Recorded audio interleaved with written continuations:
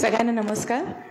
आणि सगळ्यात आधीच कार्यक्रमाच्या सुरुवातीलाच मी शुक्रताराला खूप खूप धन्यवाद देते की आज त्यांनी मला माझे अनुभव शेअर करण्यासाठी बोलवलेलं आहे.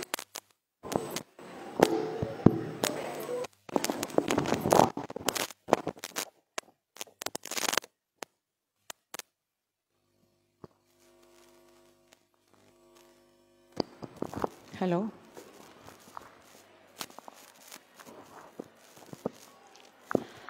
सुरुवातीला जेव्हा मला सांगितलं की असा एक कार्यक्रम आम्हाला ठेवायचा आणि तू म्हणजे तुझे अनुभव इथे मांड, तर मला सुरुवातीला वाटलं ठीक आहे, त्यात काय आपलं काम आहे, त्याच्याबद्दल बोलायचं आहे तर सोपं आहे, म्हणजे बोलता येईल. आणि मग नंतर मी जसा विचार करायला लागले तसं मला असं वाटलं की अरे बापरे, एवढ्या असं निरनिराळ्यातले आपण काही अनुभव सांगायला निघालो तर कदाचित आपला गोंधळ उडेल किंवा सगळं असं सुसंगतपणे सांगता नाही येणार वगैरे. मग तरी पण मी त्यातल्या त्यात विचार करून एक थीम डोक्यात ठेवून साधारणपणे माझं जे काय 1 तासाचं बोलणं आहे ते ऑर्गनाईज करण्याचा प्रयत्न केला आहे. पण तरी पण कदाचित सांगण्याच्या ओघामध्ये थोडा विस्कळीतपणा त्यात राहिला तर माफ करा आणि म्हणजे तुम्ही सावरून घ्यालच मला. तर जसं माझी ओळख करून देताना सांगितलं तसं मला असं वाटतं की मी माझे अनुभव मांडायच्या आधी माझं काम काय होतं ते सांगितलं तर या माझ्या पुढच्या 1 तासाच्या बोलण्यात जी ती वारंवार डोकावत राहणार आहे ती मला नेमकी कुठे कुठे भेटली आणि तिची व्यथा माझ्यापर्यंत कशी कशी पोचली त्याचा एक चांगला अंदाज येईल आपल्याला. माझा सगळ्यात पहिला जो जॉब होता तो आशा सदन रेस्क्यू होम म्हणून एक चिल्ड्रन्स होम किंवा चिल्लर होम म्हणून जे फेमस आहे त्याला लागूनच हे एक रेस्क्यू होम होतं. तिथे माझं पहिलं काम मी केलं आणि तिथे 18 वर्षाच्या खालच्या मुली, ज्यांना गर्ल ज्युवेनाइल्स म्हणतात, म्हणजे ज्या कोर्ट कमिटेड मुली असतात, ज्या पळून नेलेल्या किंवा पळून गेलेल्या किंवा असं कुठच्या तरी संकटात अडकून पोलिसां थ्रू संस्थेमध्ये आलेल्या अशा मुली असतात, त्या मुलींबरोबर माझं काम होतं. त्याच्यानंतर मी जवळजवळ 5-6 वर्ष ज्या हेरोईन ॲडिक्ट्स, गर्द पिणाऱ्या ज्या बायका आहेत किंवा कुठच्याही व्यसनात अडकलेल्या ज्या बायका आहेत त्यांच्या रिहॅबमध्ये मी काम केलं. आणि मुंबईमध्ये अशी 2च रिहॅब होती जिथे बायकांना प्रवेश होता. म्हणजे बायकांची संख्या खूप जास्त आहे पण तरी पण त्यांच्यासाठी रिहॅब फक्त 2च होते त्यावेळी आणि त्यातल्या एका रिहॅबमध्ये मी काम करत होते. आणि त्याच्यानंतर मी महानगरपालिकेच्या रुग्णालयात कामाला लागले आणि 2006 पासून आत्तापर्यंत मी दिलासा म्हणून जे काउन्सिलिंग सेंटर आहे तिथे मी काम करते. तर दिलासा हे जे काउन्सिलिंग सेंटर आहे हे बेसिकली महानगरपालिका रुग्णालयाचं एक डिपार्टमेंट आहे आणि तिथे लिंगाधारित हिंसा सहन करणाऱ्या ज्या काही बायका आहेत, म्हणजे ज्यांना घरगुती हिंसा, डोमेस्टिक व्हायलन्सचा त्रास आहे, सेक्शुअल असॉल्टच्या ज्या केसेस आहेत, या केसेस या डिपार्टमेंटमध्ये काउन्सिलिंग आणि अलाइड सर्व्हिसेससाठी रिफर केल्या जातात. तर मी तिथे काम केलं आणि तिथे काम करत असताना आमचा महत्त्वाचा म्हणजे आमचा एक उद्देश असा होता की आपली जी आरोग्य व्यवस्था आहे ती अशा स्वरूपाच्या केसेस हँडल करण्यासाठी सक्षम नाही आहे किंवा तसं ओरिएंटेशन त्या व्यवस्थेचं झालेलं नाही आहे. तर त्यांना त्यासाठी एक ओरिएंटेशन देणं, त्यांना प्रशिक्षित करणं हे एक काम आहे. तर हे जे दिलासा सेंटर जे उघडलं आम्ही 2000मध्ये, मी 2006 पासून तिथे जॉईन झाले. तर हे भारतभरामधलं असं पहिलं एक सेंटर होतं की जिथे सार्वजनिक आरोग्य व्यवस्थेने जबाबदारी घेतली की हिंसापीडित बायकांना आम्ही काहीतरी मदत करू. कारण हिंसेचा प्रत्यक्ष आणि ताबडतोब होणारा परिणाम जर कशावर असेल तर तो आरोग्यावर होतो. आणि जर एवढ्या मोठ्या प्रमाणात बायका आरोग्याचा म्हणजे हिंसेचा सामना करतात आणि आरोग्याचे प्रश्न घेत आहेत तर त्याला आरोग्य व्यवस्थेने काहीतरी यंत्रणा उभी करून दिली पाहिजे, काहीतरी सुविधा दिली पाहिजे, या उद्देशाने दिलासाची सुरुवात झाली. आणि हा देशातला पहिला अशा स्वरूपाचा प्रयोग असल्यामुळे जे काम आम्ही करायला सुरुवात केली त्याला खूप चांगलं रेकग्निशन मिळालं. म्हणजे US journal of social work जे आहे, जिथे 10 बेस्ट काउन्सिलिंग प्रॅक्टिसेसची जी सेंटर्स लिस्ट डाऊन झाली त्यामध्ये दिलासा लिस्ट डाऊन झालं, किंवा जे लॅन्सेट जर्नल आहे त्याच्यामध्ये दिलासाचं काम कव्हर झालं. सत्यमेव जयते जे आमिर खानने जी सिरीज केली होती त्याच्यामध्ये हे काम कव्हर झालं. तर असं बऱ्याच ठिकाणी जो बायडनच्या ज्या पत्नी आहेत त्यांनी व्हिजिट केली, असं बरंच रेकग्निशन मिळालं. आणि 2016 पासून NUHM म्हणजे नॅशनल अर्बन हेल्थ मिशनच्या अंडर हे सिस्टमॅटाईज करणं हा प्रोजेक्ट, हा जो आमचा उद्देश होता तो प्रत्यक्षात झाला. आणि आता म्हणजे तुमच्या माहितीसाठी म्हणून सांगते की महानगरपालिकेची जेवढी उपनगरीय रुग्णालय आहेत त्या प्रत्येक ठिकाणी दिलासा हा एक विभाग आहे, हे एक डिपार्टमेंट आहे. आणि तिथून महिलांना अशा स्वरूपाची मदत मिळत जाते. महिलांना मदत करणं आणि त्याचबरोबर आरोग्य व्यवस्थेमध्ये जे आरोग्य कर्मचारी आहेत म्हणजे डॉक्टर्स आणि नर्सेस प्रामुख्याने त्यांचं ट्रेनिंग करणं आणि त्यांना सर्वायव्हर फ्रेंडली बनवणं हा पण एक उद्देश आहे. आणि याच्यामुळे या पूर्ण प्रकल्पाचे बरेच रेप्लिकेशन झाले. म्हणजे इतर राज्यांमध्ये पण हा प्रोजेक्ट रेप्लिकेट झाला, जसं की बँगलोर आहे, नॉर्थ ईस्ट आहे, म्हणजे कर्नाटकला आहे, चंदीगडला आहे, गोवा आहे, MP आहे. तर अशा बऱ्याच ठिकाणी रेप्लिकेट झाला आणि तिथे पण आम्ही कपॅसिटी बिल्डिंगसाठी मग जायला लागलो. तर हे जे सगळं माझ्या जो कामाचा स्वरूप होतं तर त्याच्यामध्ये असं कोइन्सिडेंटली असं होत गेलं की मी महिलांच्याच निरनिराळ्या गटांबरोबर कायम काम केलं. मग त्या गर्ल जुवेनाईल असो, ॲडिक्ट्स असोत किंवा हिंसापीडित महिला असो. आणि त्यांच्याबरोबर काम करताना एक समान गोष्ट मला ही आढळली ना की प्रत्येक ठिकाणी शोषण आहे. मग ती कोणत्याही स्तरातली असो, कोणत्याही वयाची असो किंवा कोणत्याही गटाची असो, पण शोषण हे होतं, फक्त तपशील बदलले. म्हणजे ॲडिक्सच्या बाबतीत तपशील हिंसेचे वेगळे असतील तर एका मध्यमवर्गीय बाईच्या बाबतीत ते वेगळे असतील, पण शोषण मुक्त असं कुठचाच गट मला सापडला नाही. आणि हे फक्त भारतातच नाही आहे तर जगभरात पण हेच दिसून आलं की जगभरामध्ये जर आपण लिंगाधारित हिंसेची जर उदाहरणं बघितली ना तर ती असंख्य उदाहरणं आहेत. म्हणजे थप्पड मारण्यापासून ॲसिड अटॅक्सपासून फिमेल जेनायटल म्युटिलेशनपर्यंत भरपूर काही आहे. पण हिंसा आणि शोषण स्त्रीचं वेगवेगळ्या टप्प्यावरचं हे मात्र आपल्याला कायमच दिसून आलं. मग असं बोलताना आता असं झालं की म्हणजे कुठचे अनुभव सांगावेत नेमके आणि किती सांगावेत, त्याला पण काहीतरी मर्यादा असली पाहिजे ना. तर जेव्हा कधी आम्ही म्हणजे आमच्या कामाबद्दल कुठेही आम्ही जेव्हा इंटरॅक्शन करायचो तर असा एक कॉमन थॉट होता किंवा एक कॉमनली असं म्हटलं जातं की बायकांचं जे सफरिंग असतं it starts from womb till it ends till her tomb. Womb to tomb म्हणजे तिच्या गर्भावस्थेपासून ते ती पार सरणावर पोचेपर्यंत तिच्या आयुष्यातले जेवढे म्हणून काही टप्पे आहेत निरनिराळे, त्या प्रत्येक टप्प्यावर तिला कुठच्या ना कुठच्या हिंसेचा, कुठच्या ना कुठच्या शोषणाचा सामना करायला लागतोच आपल्याला. आणि माझ्या कामाच्या अनुभवामध्ये पण हेच दरवेळी मला दिसत राहिलं की तिचा जो त्रास आहे तो जन्मापासून सुरू होतो आणि मृत्यूपर्यंत चालूच राहतो. पूर्वीच्या काळात असं होतं की तो जन्मापासून सुरू व्हायचा. जसं तंत्रज्ञानाची प्रगती झाली तो जन्मापूर्वीपासूनच तो ससेमेरा तिच्या मागे लागला.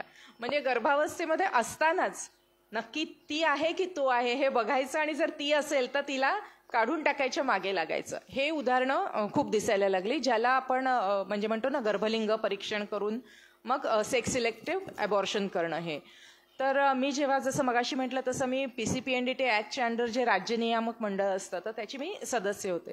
आणि तिथे अशा एवढ्या केसेस यायला लागल्या की असं तोपर्यंत वाटत होतं की आता सुशिक्षित समाजात तरी हे नसणार, आपलं हे ग्रामीण भागात होत असेल, जिथे मागासलेपण आहे तिथे होत असेल. आणि आमच्या पुढे येणाऱ्या केसेस दरवेळी आम्हाला खोटं पाडत होत्या, कारण या येणाऱ्या केसेसमध्ये डॉक्टर्स होते, चांगले शिकलेले होते, प्रोफेसर्स होते, सधन होते, सगळ्या स्तरातली लोक येत होते. आणि दुसरं म्हणजे कायद्यातून पळवाटा शोधण्याचे जे प्रकार असतात ते पण इतके विविध होते. म्हणजे माणूस आपली कल्पनाशक्ती किती ठिकाणी वापरतो आणि चुकीच्या ठिकाणी पण वापरतो. म्हणजे आता या कायद्याच्या अंतर्गत जर सोनोग्राफी क्लिनिकवर रेग्युलेशन्स आणली, नियम आणले, इन्स्पेक्शन व्हायला लागली, शिक्षा व्हायला लागल्या, मग क्लिनिकमध्ये शक्य नाही, मग क्लिनिकच नको आपल्याला. मग काय करायचं, तर ॲम्ब्युलन्समध्ये सोनोग्राफी मशीन सेटअप करायचं आणि ॲम्ब्युलन्समध्येच सोनोग्राफी करून जो काय रिझल्ट असेल तो सांगायचा. की क्लिनिक ह्या व्याख्येच्या कचाट्यातून ते सुटलं की डायरेक्ट इन्स्पेक्शन त्याच्यावर होत नाही किंवा कळेपर्यंत कुठची कारवाई होत नाही असं. किंवा आता सोनोग्राफीवर किती प्रोब त्या मशीनला जे एक पोटावर फिरवून जे हे करतात ते किती असावेत, कसे असावेत, काय असावं याच्यावर रिस्ट्रिक्शन्स होते. तर दुसऱ्या मशीनचे प्रोब वापरून हे करता येईल का असे सुद्धा प्रकार केले. म्हणजे ऑप्थाल डोळ्यांच्या ह्याच्यासाठी A-स्कॅन म्हणून एक प्रकार असतो, त्या A-स्कॅनचा प्रोब वापरायचा आणि सेक्स सिलेक्शन करायचा प्रयत्न करायचा. हे प्रकार झाले. म्हणजे एक सर्वसाधारण असा आपला समज असतो की माणूस जेव्हा शिकतो किंवा मॉडर्न होतो, आधुनिक होतो, प्रगत व्हायला लागतो, तंत्रज्ञान विकसित होतो, पैसा येतो, तेव्हा माणूस साधारणपणे सुसंस्कृत होईल अशी अपेक्षा असते. पण असं काही होत नाही. उलट तंत्रज्ञानाचा, पैशाचा, शिक्षणाचा त्याचा सुद्धा प्रचंड प्रमाणामध्ये दुरुपयोग करायला सुरुवात होते. आणि अगदी पार म्हणजे लोकांकडे पैसे असले तर भारतात शक्य होत नाहीये ना, मग भूतानमध्ये जा, नेपाळमध्ये जा, दुसरीकडे जा आणि ते करून या, इथपर्यंत सुद्धा लोकांची मजल गेली होती. अजूनही ते बंद झालेले नसतील त्याला आळा घालण्याचा कितीही प्रयत्न केला तरी. तर हा पूर्वी जो कायदा आला तो फक्त PNDT होता, प्री नेटल म्हणजे गर्भावस्थेत. तंत्रज्ञान पुढे गेल्यावर लोकांनी पण एक पायरी पुढची गाठली, प्री कन्सेप्शन, म्हणजे कन्सेप्शन होतानाच मुलगी नको हे म्हणायचं. म्हणजे काय, तर आता IVF तंत्रज्ञान आलंय, सगळ्यांना माहीत असेल.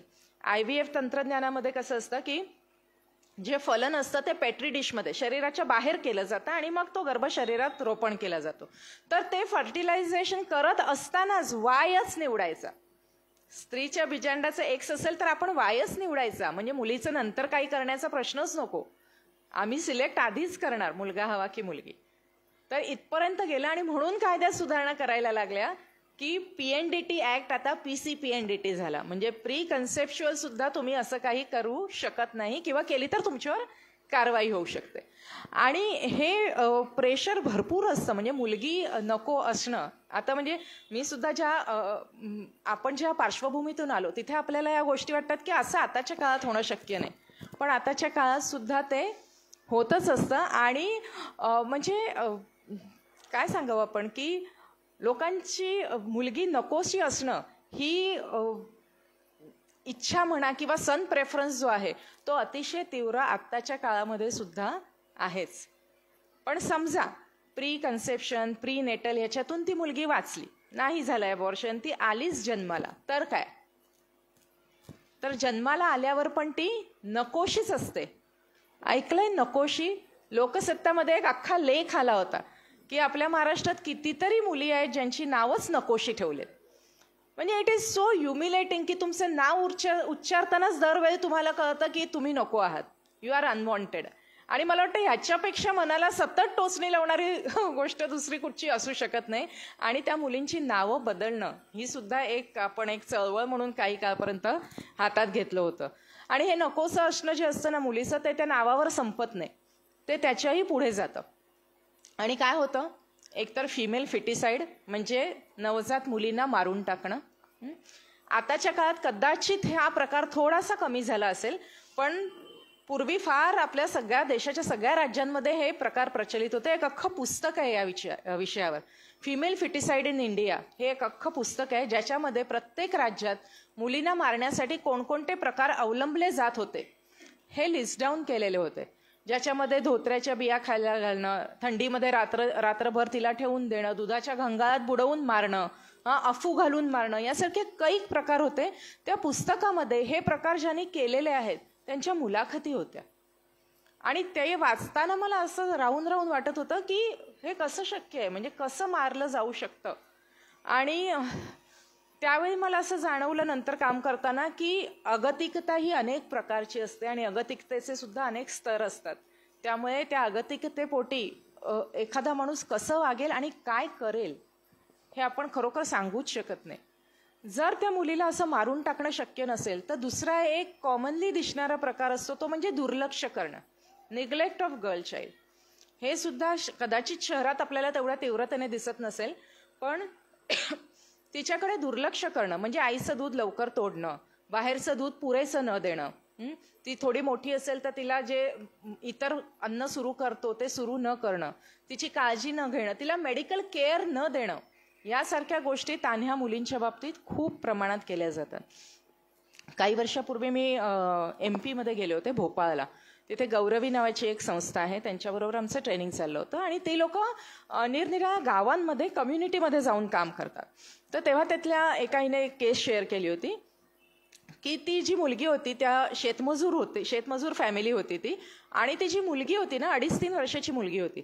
आणि ती इतकी अॅनिमिक आणि माल नरिश्ड होती ती की जर तिला इमिजिएट मेडिकल इंटरव्हेन्शन नाही केलं तर ती मरेल, अशी तिची कंडिशन होती.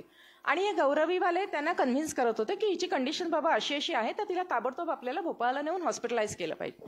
ते म्हणाले आम्ही भोपाळला येऊ शकत नाही, आमच्याकडे काय पैसे बिसे नाही.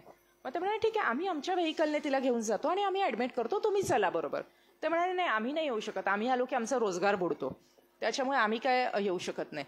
तर ते म्हणाले बाबा तुझा रोजगार बुडतो ठीक आहे, पण मुलीसाठी आम्ही घेऊन ऍडमिट नाही करू शकत, पालक म्हणून तुझी तिथे येणं सही करणं हे आवश्यक आहे.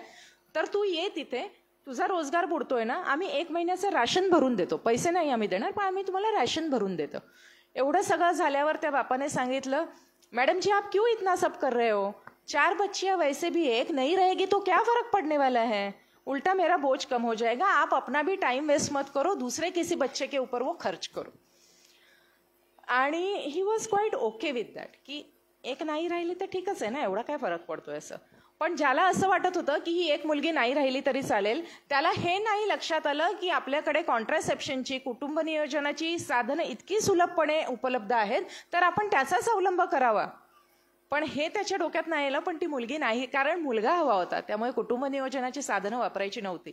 पण मुलगी नाही राहिली तर ठीक आहे, येईल परत कोणतरी रिप्लेस करायला जागा. तर ही कंडिशन होती. आणि तेव्हा मला असं खूप खटकलं ते, म्हणजे की इतकं कसं हे असू शकतं बरं, बापाला काळजी नाही, आई पण अशी कशी असू शकते, की आई पण हा निर्णय कसा गपचूप घेऊ शकते. पण जसं मी म्हटलं तसं नंतर माझ्या लक्षात आलं की आपण जी परिस्थिती कल्पना करतो त्याच्यापेक्षा अतिशय विपरीत परिस्थितीमध्ये लोक राहत असतात. आणि त्या परिस्थितीमध्ये तुमची सारासार विवेक बुद्धी सुद्धा कधी कधी काम करत नाही. तुम्ही असे बधीर झालेले असतात की कुठचीच गोष्ट तुम्हाला त्यावेळी टोचेनासी होते. आणि त्या बाईवर सुद्धा हे प्रेशर असतं बऱ्याचशा गोष्टींचं, की ज्याच्यामुळे ती बोलत नाही किंवा तिला मनातून वाटलं तरी ती ॲक्शन घेत नाही. आता ही तर जुनी केस सांगितली मी, एक काही 5-7 वर्षापूर्वीची असेल, MP सारख्या गावामध्ये झालेली असेल. पण बाईवर असणारं प्रेशर कसं असतं ते कधी कधी इथे सुद्धा आपल्याला दिसतं. आमच्याच हॉस्पिटलमध्ये एक बाई आलेली होती आणि त्या बाईची डिलिव्हरी झाली आणि त्याच रात्री दुपारी तिची डिलिव्हरी झाली आणि तिने खूप हंगामा करायला सुरुवात केली वॉर्डमध्ये की मेरा बच्चा बदली हो गया. हां, आणि म्हणे मेरा बच्चा कोई तो भी लेके गया. आणि मग सगळे म्हणाले की हे शक्य नाही, कारण मध्ये जेव्हा ती मुलं पळवण्याचे वगैरे इन्सिडेन्सेस झाले होते तेव्हापासून आता हॉस्पिटलच्या वॉर्डच्या दारात सिक्युरिटी असते आणि विदाऊट हॉस्पिटल स्टाफ कोणालाही डिस्चार्ज पेपर दाखवल्याखेरीज मुलाला घेऊन बाहेर जाता येत नाही. तर त्यामुळे सिस्टर्सचं वगैरे म्हणणं होतं की हे तर शक्यच नाही, असं कसं तुझं मूल बदलणार, आपल्याकडे एंट्री असते, सगळं असतं. नाही, मेरा बच्चा बदली हो गया, ये मेरी बेटी है ही नहीं, मेरा बेटा था और वो कोई लेके गया. मग यांनी CCTV फुटेज चेक केलं, तिला दाखवलं, कागदपत्र दाखवलं आणि सगळं सांगितलं की असं काही इथे होऊच शकत नाही. तरी तिचं खूप बोंबाबोंब होती. मग तिने नवऱ्याला फोन केला, नवरा कुठे UPला होता, तो सरकारी नोकरीमध्ये होता. मग त्याने खूप बडबड केली की इथे मुंबईमध्ये काही पण होतं वगैरे, असं बरंच काय काय चाललेलं होतं. आणि मग सिस्टर त्या वॉर्डची जी होती ती आमची कोर ग्रुप मेंबर आहे, ती आमची ट्रेंड सिस्टर आहे. तर तिने बराच वेळ घालवला आणि ती बाई बोलता बोलता म्हणाली की लड़की मेरी होती तो थोड़ी ना मैं मेरे आदमी को फोन करके ये सब बताती. हाँ, एवढं एकच वाक्य ती बोलली. आणि मग ती म्हणाली होती लड़का गुम हो गया है ना मेरा, तो बताऊंगी नहीं मैं उसको, लड़की होती तो थोड़ी ना मैं बोल. त्याच्यावरून त्या सिस्टरना काहीतरी वाटलं, त्यांनी तिला बाजूला घेतलं, बरंच बोलल्या त्या तिच्याशी. आणि मग तेव्हा कळलं की हो, तिच्यावर मुलगा हवा हा दबाव कुठे ना कुठेतरी होता. मग आम्ही सांगितलं की आता तू नवऱ्याला बोलावून घे, नवऱ्याला सांग की इथे मूल माझं हरवलंय तर तू ताबडतोब निघून ये. तो नवरा निघून आला हे सांगितल्यावर. मग इथे आम्ही त्याला थोडं समजावलं, थोडं धमकावलं, त्याला सांगितलं की तू सरकारी नोकरीत आहेस आणि आपल्या सरकारचं धोरण काय आहे की मुलींना प्रोत्साहन देतोय आपण प्रत्येक गोष्टीमध्ये, आणि तिथे जर तू मुलगा हवा असा दबाव तुझ्या बायकोवर टाकत असशील आणि हॉस्पिटलला अक्यूज करत असशील अशा प्रकारे, तर आमच्याकडे तर सगळे रेकॉर्ड आहे, तूच अडकशील ह्याच्यामध्ये. आणि तुला माहिती आहे सरकारी नोकरावर जर काही पोलीस कारवाई झाली तर तुझी नोकरी जाईल त्याच्यामध्ये. मग एवढं सगळं केलं आम्ही, सायकॅट्रिस्टला इन्व्हॉल्व केलं त्याच्यामध्ये, असं भरपूर काही वेळ घालवला. आणि हे मग फायनली त्यांनी ॲक्सेप्ट केलं, तिने ॲक्सेप्ट केलं. बेसिकली नवरा तर डिलिव्हरी झाले तेव्हा नव्हताच इथे. तिने मग फायनली ॲक्सेप्ट केलं की नाही, मला झाली ती मुलगीच होती. पण त्या परिस्थितीत तिला एक हा चान्स घ्यावासा वाटला की जर शक्य असेल तर मुलगा मिळावा आपल्याला. तर म्हणजे असं नाही की प्रेशर फक्त ग्रामीण भागात असतं किंवा तिथेच ह्या घटना होतात, असं नाही. अगदी मुंबईसारख्या ठिकाणी जिथे एक्सपेक्टेडच नव्हतं वाटत आम्हाला असं काहीतरी होईल, तिथे सुद्धा कुठे ना कुठेतरी हे मुलगा हवा हे प्रेशर बायकांवर असतं किंवा कुटुंबांवर असतं फॉर दॅट मॅटर. असंही असतं, कंपॅरिझन असते की बाकीच्यांना घरामध्ये मुलगे आहेत, मला होत नाही आहेत, बरेच सोशल पदर असतात या गोष्टींना आणि त्याच्यामुळे अशा घटना होतात. तर मुलगी नको असणं हे किती टोकापर्यंत जाऊ शकतं याची बरीच उदाहरणं आम्हाला अशी दिसत राहतात. आणि समजा हे काहीच नाही, आता ती मुलगी आहे, ती वाढते, तिचा निग्लेक्ट केला तरी ती वाढते. फिमेल हे तर माहिती आहे ना की फिमेल फिटस इज स्ट्रॉंगर, तर ती मुलगी वाढते. मग दुसरं काय होतं तर तिच्याकडे जेव्हा त्या 6, 7, 8 वर्षाच्या असतात तेव्हा त्यांना कामाने ओव्हरबर्डन करणं हा एक कॉमनेस्ट फॉर्म आहे, ज्याला आपण त्रास म्हणत सुद्धा नाही. त्रास म्हणून त्याचा उल्लेखही होत नाही कुठे खरं सांगायचं तर. पण वयाला न झेपणारी कामं त्यांना करायला लावणं, पाणी भरणं, स्वयंपाक करणं, लहान भावंडांना सांभाळणं, अशी बरीचशी मेजर रिस्पॉन्सिबिलिटी जी एका ग्रोनअप बाईची असायला पाहिजे ती लहान मुलींवर सोपवल्याचं हे कायम दिसतं आपल्याला. आता आपण जेव्हा इथे बघतो, आपल्या आजूबाजूच्या मुली बघतो, आपल्या आजूबाजूचे परिवार जेव्हा आपण बघत असतो, तेव्हा आपल्याला यातलं काहीच दिसत नाही. आपल्याला वाटतं आपण तर कुठेच भेदभाव नाही केला, माझ्या मुलाला मी जे दिलं तेच मी मुलीला खायला दिलं, माझ्या मुलाला जे शिक्षण दिलं तेच मी मुलीला शिक्षण दिलं. त्यामुळे हा फरक आपल्याला इथे दिसत नसतो, पण हा फरक डेफिनेटली होतो. कारण जेव्हा आपण आकडेवारी बघतो तेव्हा आज सुद्धा मुंबईसारख्या शहरामध्ये सुद्धा जर स्कूल ड्रॉपआउट्स आपण बघितले तर ते मुलींचे स्कूल ड्रॉपआउट्स हे अजूनही मुलांच्या स्कूल ड्रॉपआउट्सपेक्षा जास्त आहेत. त्यामुळे हा फरक शहरांमध्ये सुद्धा निश्चित प्रमाणामध्ये होतोच की लहानपणापासून त्यांना निग्लेक्ट करणं आणि ओव्हरबर्डन करणं आणि थोडंफार डिस्क्रिमिनेशन किंवा भेदभाव करणं हे कॉमनली होतंच. पण त्याच्याहीपेक्षा एक अजून खूप गंभीर स्वरूपाची अशी गोष्ट ती म्हणजे ट्रॅफिकिंग.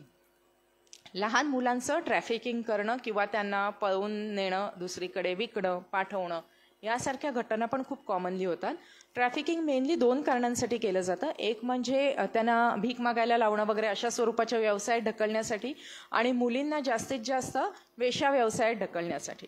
बालवेश्या ही सुद्धा मुंबई किंवा महाराष्ट्र किंवा देशाभरात बालवेश्या व्यवसाय हा सुद्धा एक कॉमन फिनॉमिना आहे.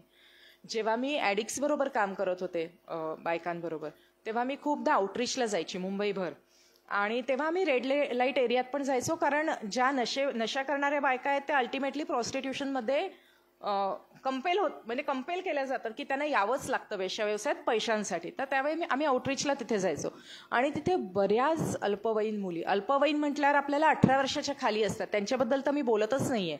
अल्पवयीन म्हणजे ज्या बालिका आहेत 8, 9, 10 वर्षाच्या, अशा कितीतरी मुली होत्या. आमच्याकडे त्यातल्या 2 मुली नशेसाठी ॲडमिट पण झालेल्या होत्या. आणि हा जो गट असतो ना, हा सगळ्यात व्हल्नरेबल गट असतो. कारण ते इतक्या वयाने लहान असतात की त्यांची शारीरिक ताकद कमी असते, मानसिक समज आलेली नसते, भीती असते प्रचंड सगळ्याच मोठ्या माणसांची. कधी कधी तो एरिया समजत नसतो, रिसोर्सेस नसतात, इन्फॉर्मेशन नसतं, शिक्षण नसतं. त्यामुळे ह्या मुली जेव्हा ह्या व्यवसायात येतात तेव्हा ऑलमोस्ट आयुष्यभर त्या ह्या व्यवसायातच राहतात. कारण तेच त्यांना परिचित जग किती पण वाईट असलं ना तरी परिचित जगाचा एक कम्फर्ट असतो, आणि अपरिचित जगात जायला भीती वाटते आपल्याला. त्यामुळे ह्या मुली जवळजवळ आयुष्यभर तिथेच राहतात. कधी कधी सुटका झाल्यानंतर पण त्यांचं पुनर्वसन फार कठीण होतं, कारण त्या परत तिकडेच जातात. जसं non devil is better than unknown angel, तसं असतं ते. आणि त्यामुळे ह्या गोष्टी ट्रॅफिकिंगमधून वेश्या व्यवसायात ढकललं जाणं ह्या गोष्टी पण खूप कॉमनली आपल्याला दिसतात. सावधान, प्रेरणा यासारख्या काही संस्था आहेत ज्या या विषयाला धरून खूप काम करत आहेत, पण त्यांचं काम म्हणजे समुद्रात एखादा थेंब पडावा असं इतकं लिमिटेड ते काम होतं. पण ट्रॅफिकिंग किंवा वेश्या व्यवसाय ढकलणं जाणं हा खूप गंभीर गुन्हा आहे. पण त्याच्यापेक्षा गंभीर एक गुन्हा लहान मुलांबरोबरही होतो काही प्रमाणामध्ये. तो म्हणजे घरी, परिवारामध्ये, कुटुंबामध्ये राहत असताना, शाळेत जात असताना, खेळत असताना त्यांच्यावर जी लैंगिक अत्याचार होतात ते child sexual abuse. Child sexual abuse हे पण एक भयंकर गोष्ट आहे, आणि याचं प्रमाण खूप जास्त आहे चाइल्ड सेक्शुअल अब्यूजचं.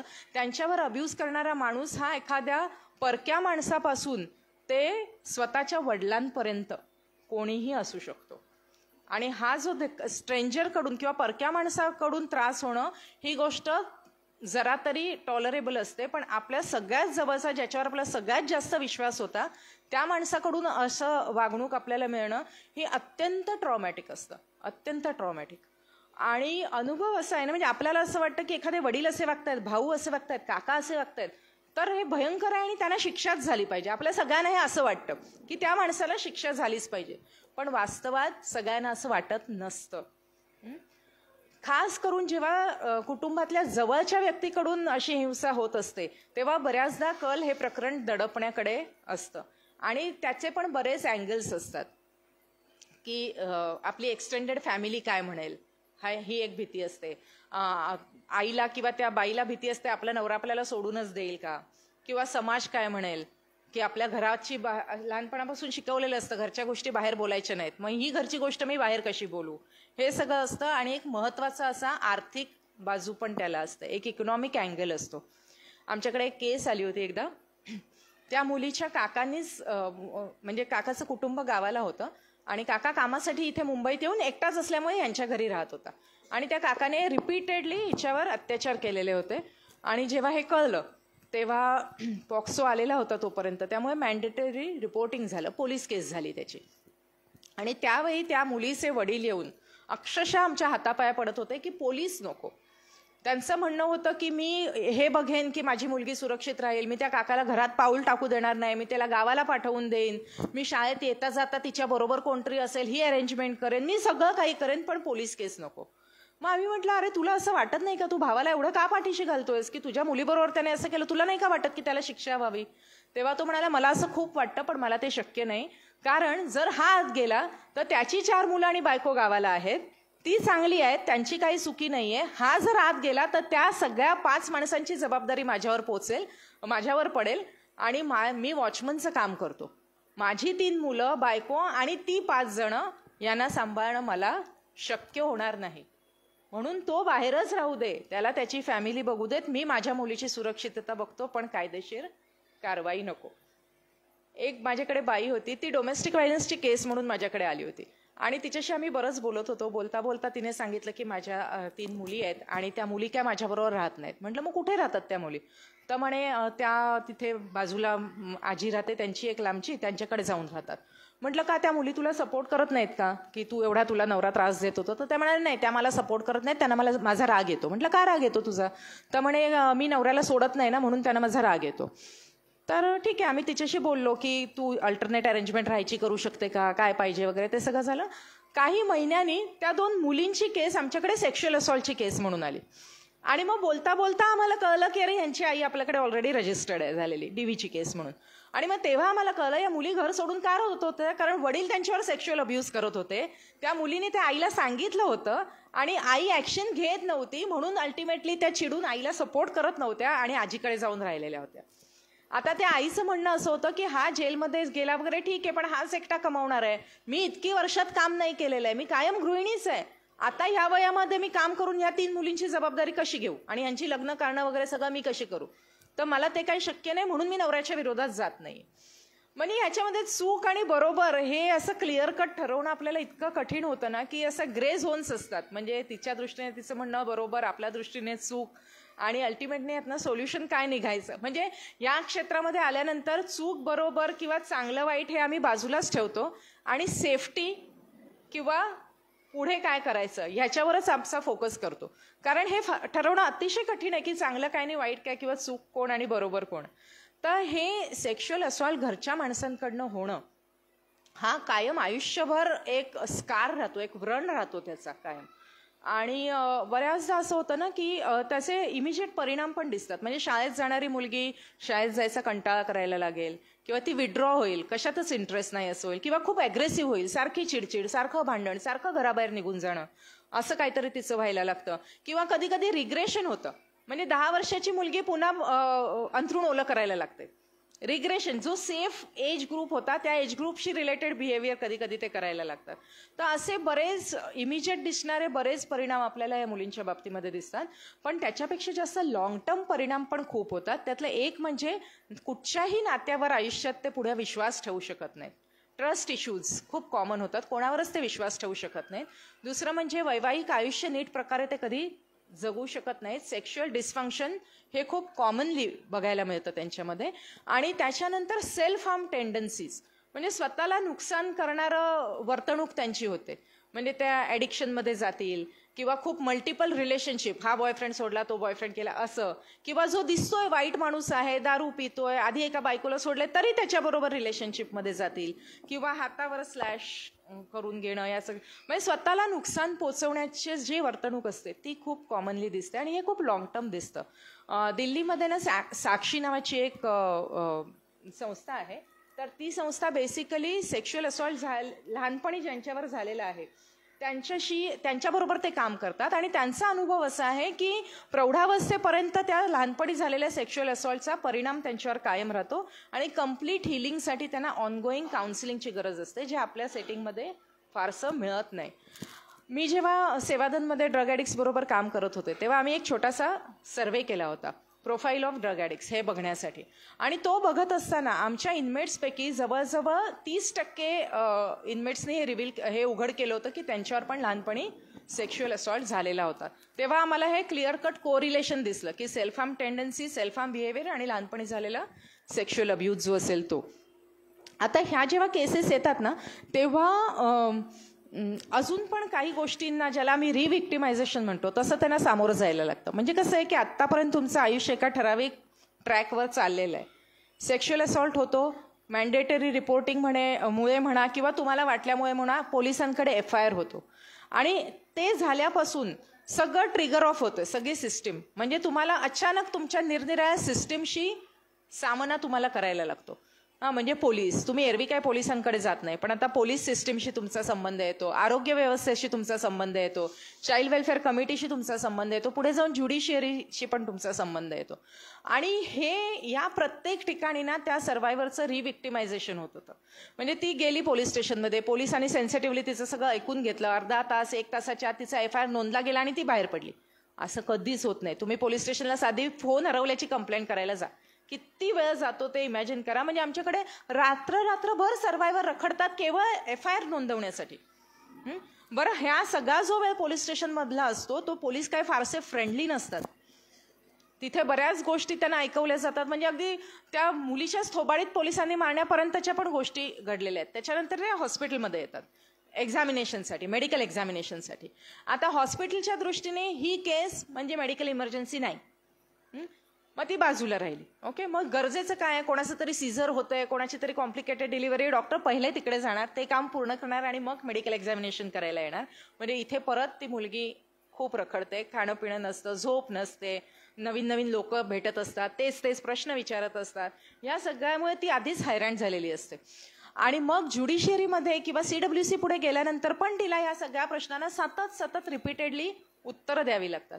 तर या सगळ्या प्रोसेसमध्ये ना तो न्याय मागण्याची जी सुरुवातीची इच्छा असते ना ती फार नाहीशी होते आणि तिला असं वाटतं कधी एकदा हे संपतंय आणि आपण आपल्या नॉर्मल रुटीन कधी सुरू करतोय हे वाटत असतं. ते पूर्ण मेडिकल एक्झामिनेशन ही पण एक ट्रॉमॅटिक गोष्ट असते.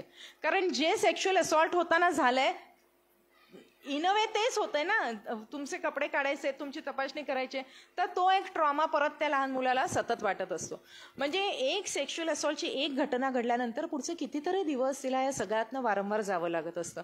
कायद्यात भरपूर काही सांगितलेलं आहे की पोलिसांनी युनिफॉर्ममध्ये यायचं नाही, याच्याबद्दल कुठे काही बोलायचं नाही, तरी कर्णोपकरणी ही गोष्ट आजूबाजूच्यांना कळतेच. आणि आमच्या कितीतरी सेक्शुअल असॉल्टच्या केसेसमध्ये ती फॅमिली रिलोकेट झाले, म्हणजे आधीचं घर सोडून दुसऱ्या एरियात राहायला गेले कारण तिकडे राहणं त्यांना शक्य झालेलं नाहीये. तर हे खूप होतं. लहान मुलांच्या बाबतीत सगळ्यांना थोडीफार तरी सिंपथी असते निदान, पण तोच एज ग्रुप जर मोठा असेल 16 ते 18, 19, 20 असा असेल तर ते सीन कम्प्लीटच वेगळा असतो. मग ठामपणे असं कुठेतरी प्रत्येकाला वाटत असतं काय नाही हे यांचं कन्सेन्शुअलच आहे, सहमतीनेच झालेलं आहे, आता उगाच आईबाबांना कळलं म्हणून ओरड करतायत असं असतं. किंवा कधी कधी खरोखर कन्सेन्शुअल असतं पण आईबाबांना पसंत नसतं म्हणून ते मुलीला सांगतात की नाही आपल्याला हीच केस घालायची आणि तू असंच बोल. तर तिथे ह्या जो एज ग्रुप आहे हा पूर्ण एक खूपच व्होलेटाईल ग्रुप आहे आणि त्याच्या बाबतीमध्ये सगळंच खूप बदललेलं असतं. ती सिंपथी किंवा तो सेन्सिटिव्हिटी अजून कमी झालेली असते. हीच जर महिला प्रौढ असेल आणि समजा प्रॉमिस ऑफ मॅरेज असेल, तिचं अफेअर असेल किंवा ती कुठच्या तरी रिलेशनशिपमध्ये असेल, लग्नाचं वचन दिलेलं असेल आणि ते मोडल्यामुळे जर तिने कंप्लेंट केलेली असेल मग तर तिला कोण उभं करायलाच मागत नसतं आणि अतिशय वाईट शब्दामध्ये बोललं जातं की तू स्वतःच्या ह्याने करायला गेली होतीस ना, आता कशाला आलीस, या स्वरूपाचं बोलणं असतं. म्हणजे हे जे परत त्या सेक्शुअल असॉल्ट सर्व्हायव्हलला ट्रॉमा देणं ही जी एक गोष्ट असते ती खूप त्रासदायक असते. आणि आम्ही जेव्हा प्रशिक्षण करतो तेव्हा आम्ही ह्या अँगलवर काम करत असतो की ह्याच्यामध्ये बदल कसा घडून आणला पाहिजे. हे अशा काही केसेस म्हणजे शताब्दीमध्ये तर आमच्याकडे महिन्याला ऑलमोस्ट 70-80 केसेस आम्हाला फक्त सेक्शुअल असॉल्टच्या आमच्याकडे येत असतात आणि त्या सगळ्यांचे वेगवेगळे अँगल्स असतात.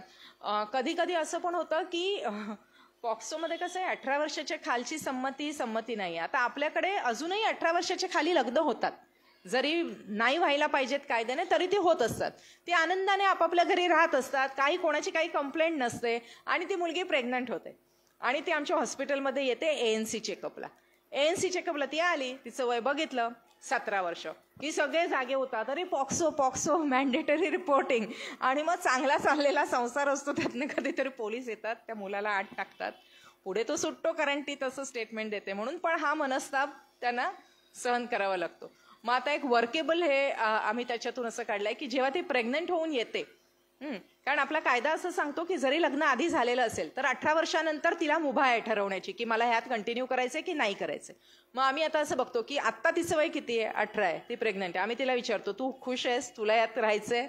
मग आम्ही पॉक्सोसाठी जे मॅन्डेटरी रिपोर्टिंग ते न करता फक्त MLC करतो आणि पुढे तिची ANC केअर कंटिन्यू करतो. नाहीतर हा एक वेगळा पूर्ण सेगमेंट असतो की टेक्निकल रेप, जिथे ती खुश आहे तरी पण सिस्टीम ऍक्टिव्हेट होते आणि ती होऊ नये याच्यासाठी कधी कधी आम्हाला प्रयत्न करावे लागतात. कधी कधी ह्या सगळ्यामध्ये ती प्रेग्नंट होते. ओके, आणि प्रेग्नंट झाल्यानंतर एक पूर्ण वेगळा सिनारिओ असतो. आमच्याकडे मध्यंतरी बऱ्याच अशा केसेस आल्या की जिथे 7 महिने 8 महिने होईपर्यंत मुलीला प्रेग्नन्सीचा पत्ताच नाही. आणि मग त्यावेळी काही केसेस आमच्याकडे अशा पण आल्यात की ज्या लेबर पेनमध्ये आमच्याकडे आलेत आणि आम्ही त्यांना विचारलं अगं तुझे पिरियड चुकलेले तुला कळलं नाही का की तुझे पिरियड आले नाहीत? तेव्हा आम्हाला बऱ्याच जणींकडनं अशी उत्तर मिळाली, नाही हमारे पिरियड वैसे भी इरेग्युलर थे ना, तो हमको लगा नहीं आए होंगे. म्हणजे हे पण एक कुठेतरी शॉकिंग वाटलं मला की PCOD हे एवढं कॉमन झालंय का आता? आणि जरी झालं असलं तरी त्याच्यावर काही उपाययोजना नाही, काही म्हणजे घरच्यांकडनं काही ट्रीटमेंट म्हणा किंवा काहीतरी केलं जात कसं नाही, हा एक प्रश्न कायम राहिला.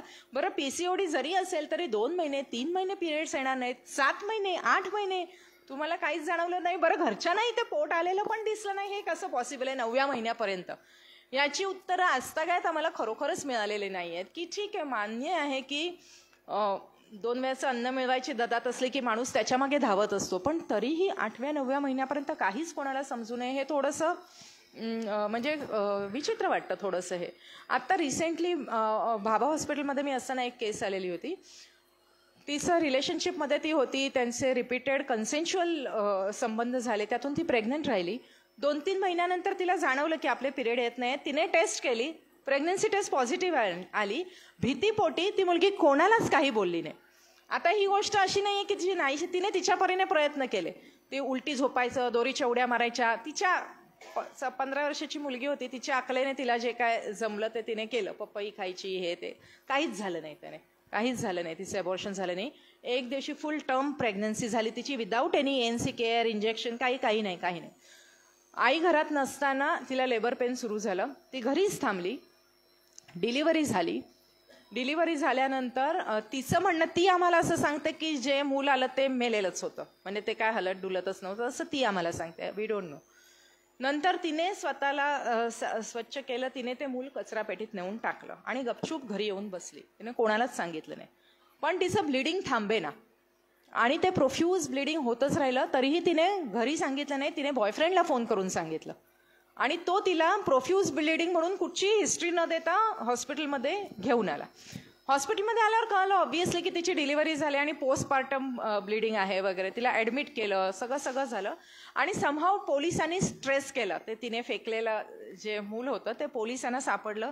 पोलीस स्ट्रेस करत फायनली हिने ते टाकलं होतं हे कळलं.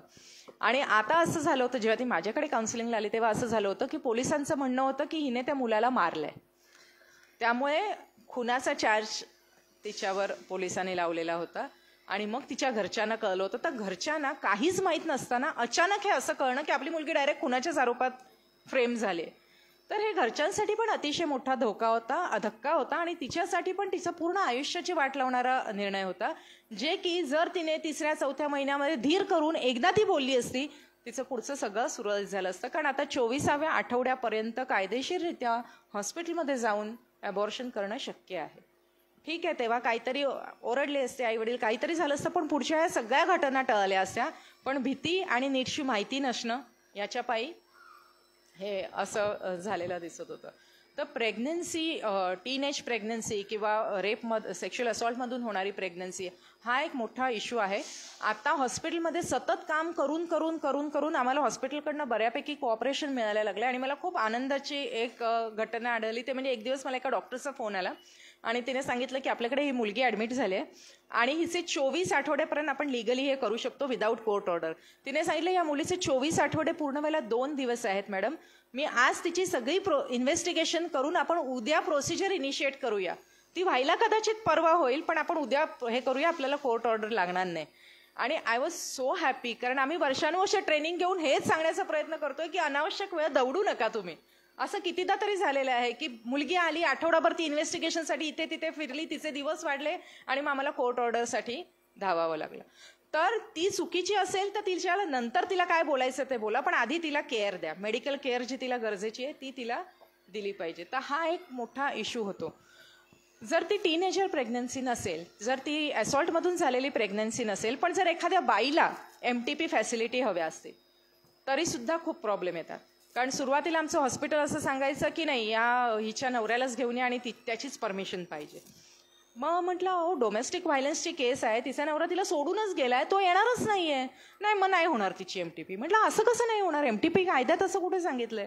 मग आम्ही बरेच ॲडमिनिस्ट्रेशनची बरीच हुज्जतबाजी केली आणि तेव्हा मी प्रश्न विचारला की MTPला आपण नवऱ्याची सही मागतोय ना, पण मग व्हॅसेक्टॉमीला आपण बाईची सही मागतो का? नाही मागत. हा विचारच नव्हता डोक्यात की व्हॅसेक्टॉमी पण तर रिप्रोडक्टिव्ह हे तिचा राईट जाणारच आहे ना, की नवऱ्याचं ऑपरेशन झाल्यावर हिला मूल नाही होणार आहे, मग त्यावेळी तिची सही आपण घेतो का? तर नाहीच घेत. मग हे कुठून आलं असं आम्ही फाइंड आउट करता करता आम्हाला असं लक्षात आलं की MTP ही एक सर्जिकल प्रोसिजर आहे आणि कुठचीही सर्जिकल प्रोसिजर करत असताना आपल्याला एका जाणत्या नातेवाईकाची सही हवी असते, ॲनेस्थेशियाच्या रिस्कसाठी हवी असते ती. मग ते आम्ही केलं. आम्हाला GR दाखवा, हे दाखवा, ते अशी बरीच भांडाभांडी हॉस्पिटलशी केली. आणि मग आता असं आहे की MTPला नवऱ्याच्या सहीचा आग्रह नाही धरला जात. कुठच्याही एका ॲडल्ट रिलेटिव्हचं सिग्नेचर असेल, जर ॲडल्ट रिलेटिव्ह नसेल पण जर तिचं MTP करणं किंवा कुठचीही सर्जिकल प्रोसिजर करणं तितकंच आवश्यक असेल तर हेड ऑफ द इन्स्टिट्यूट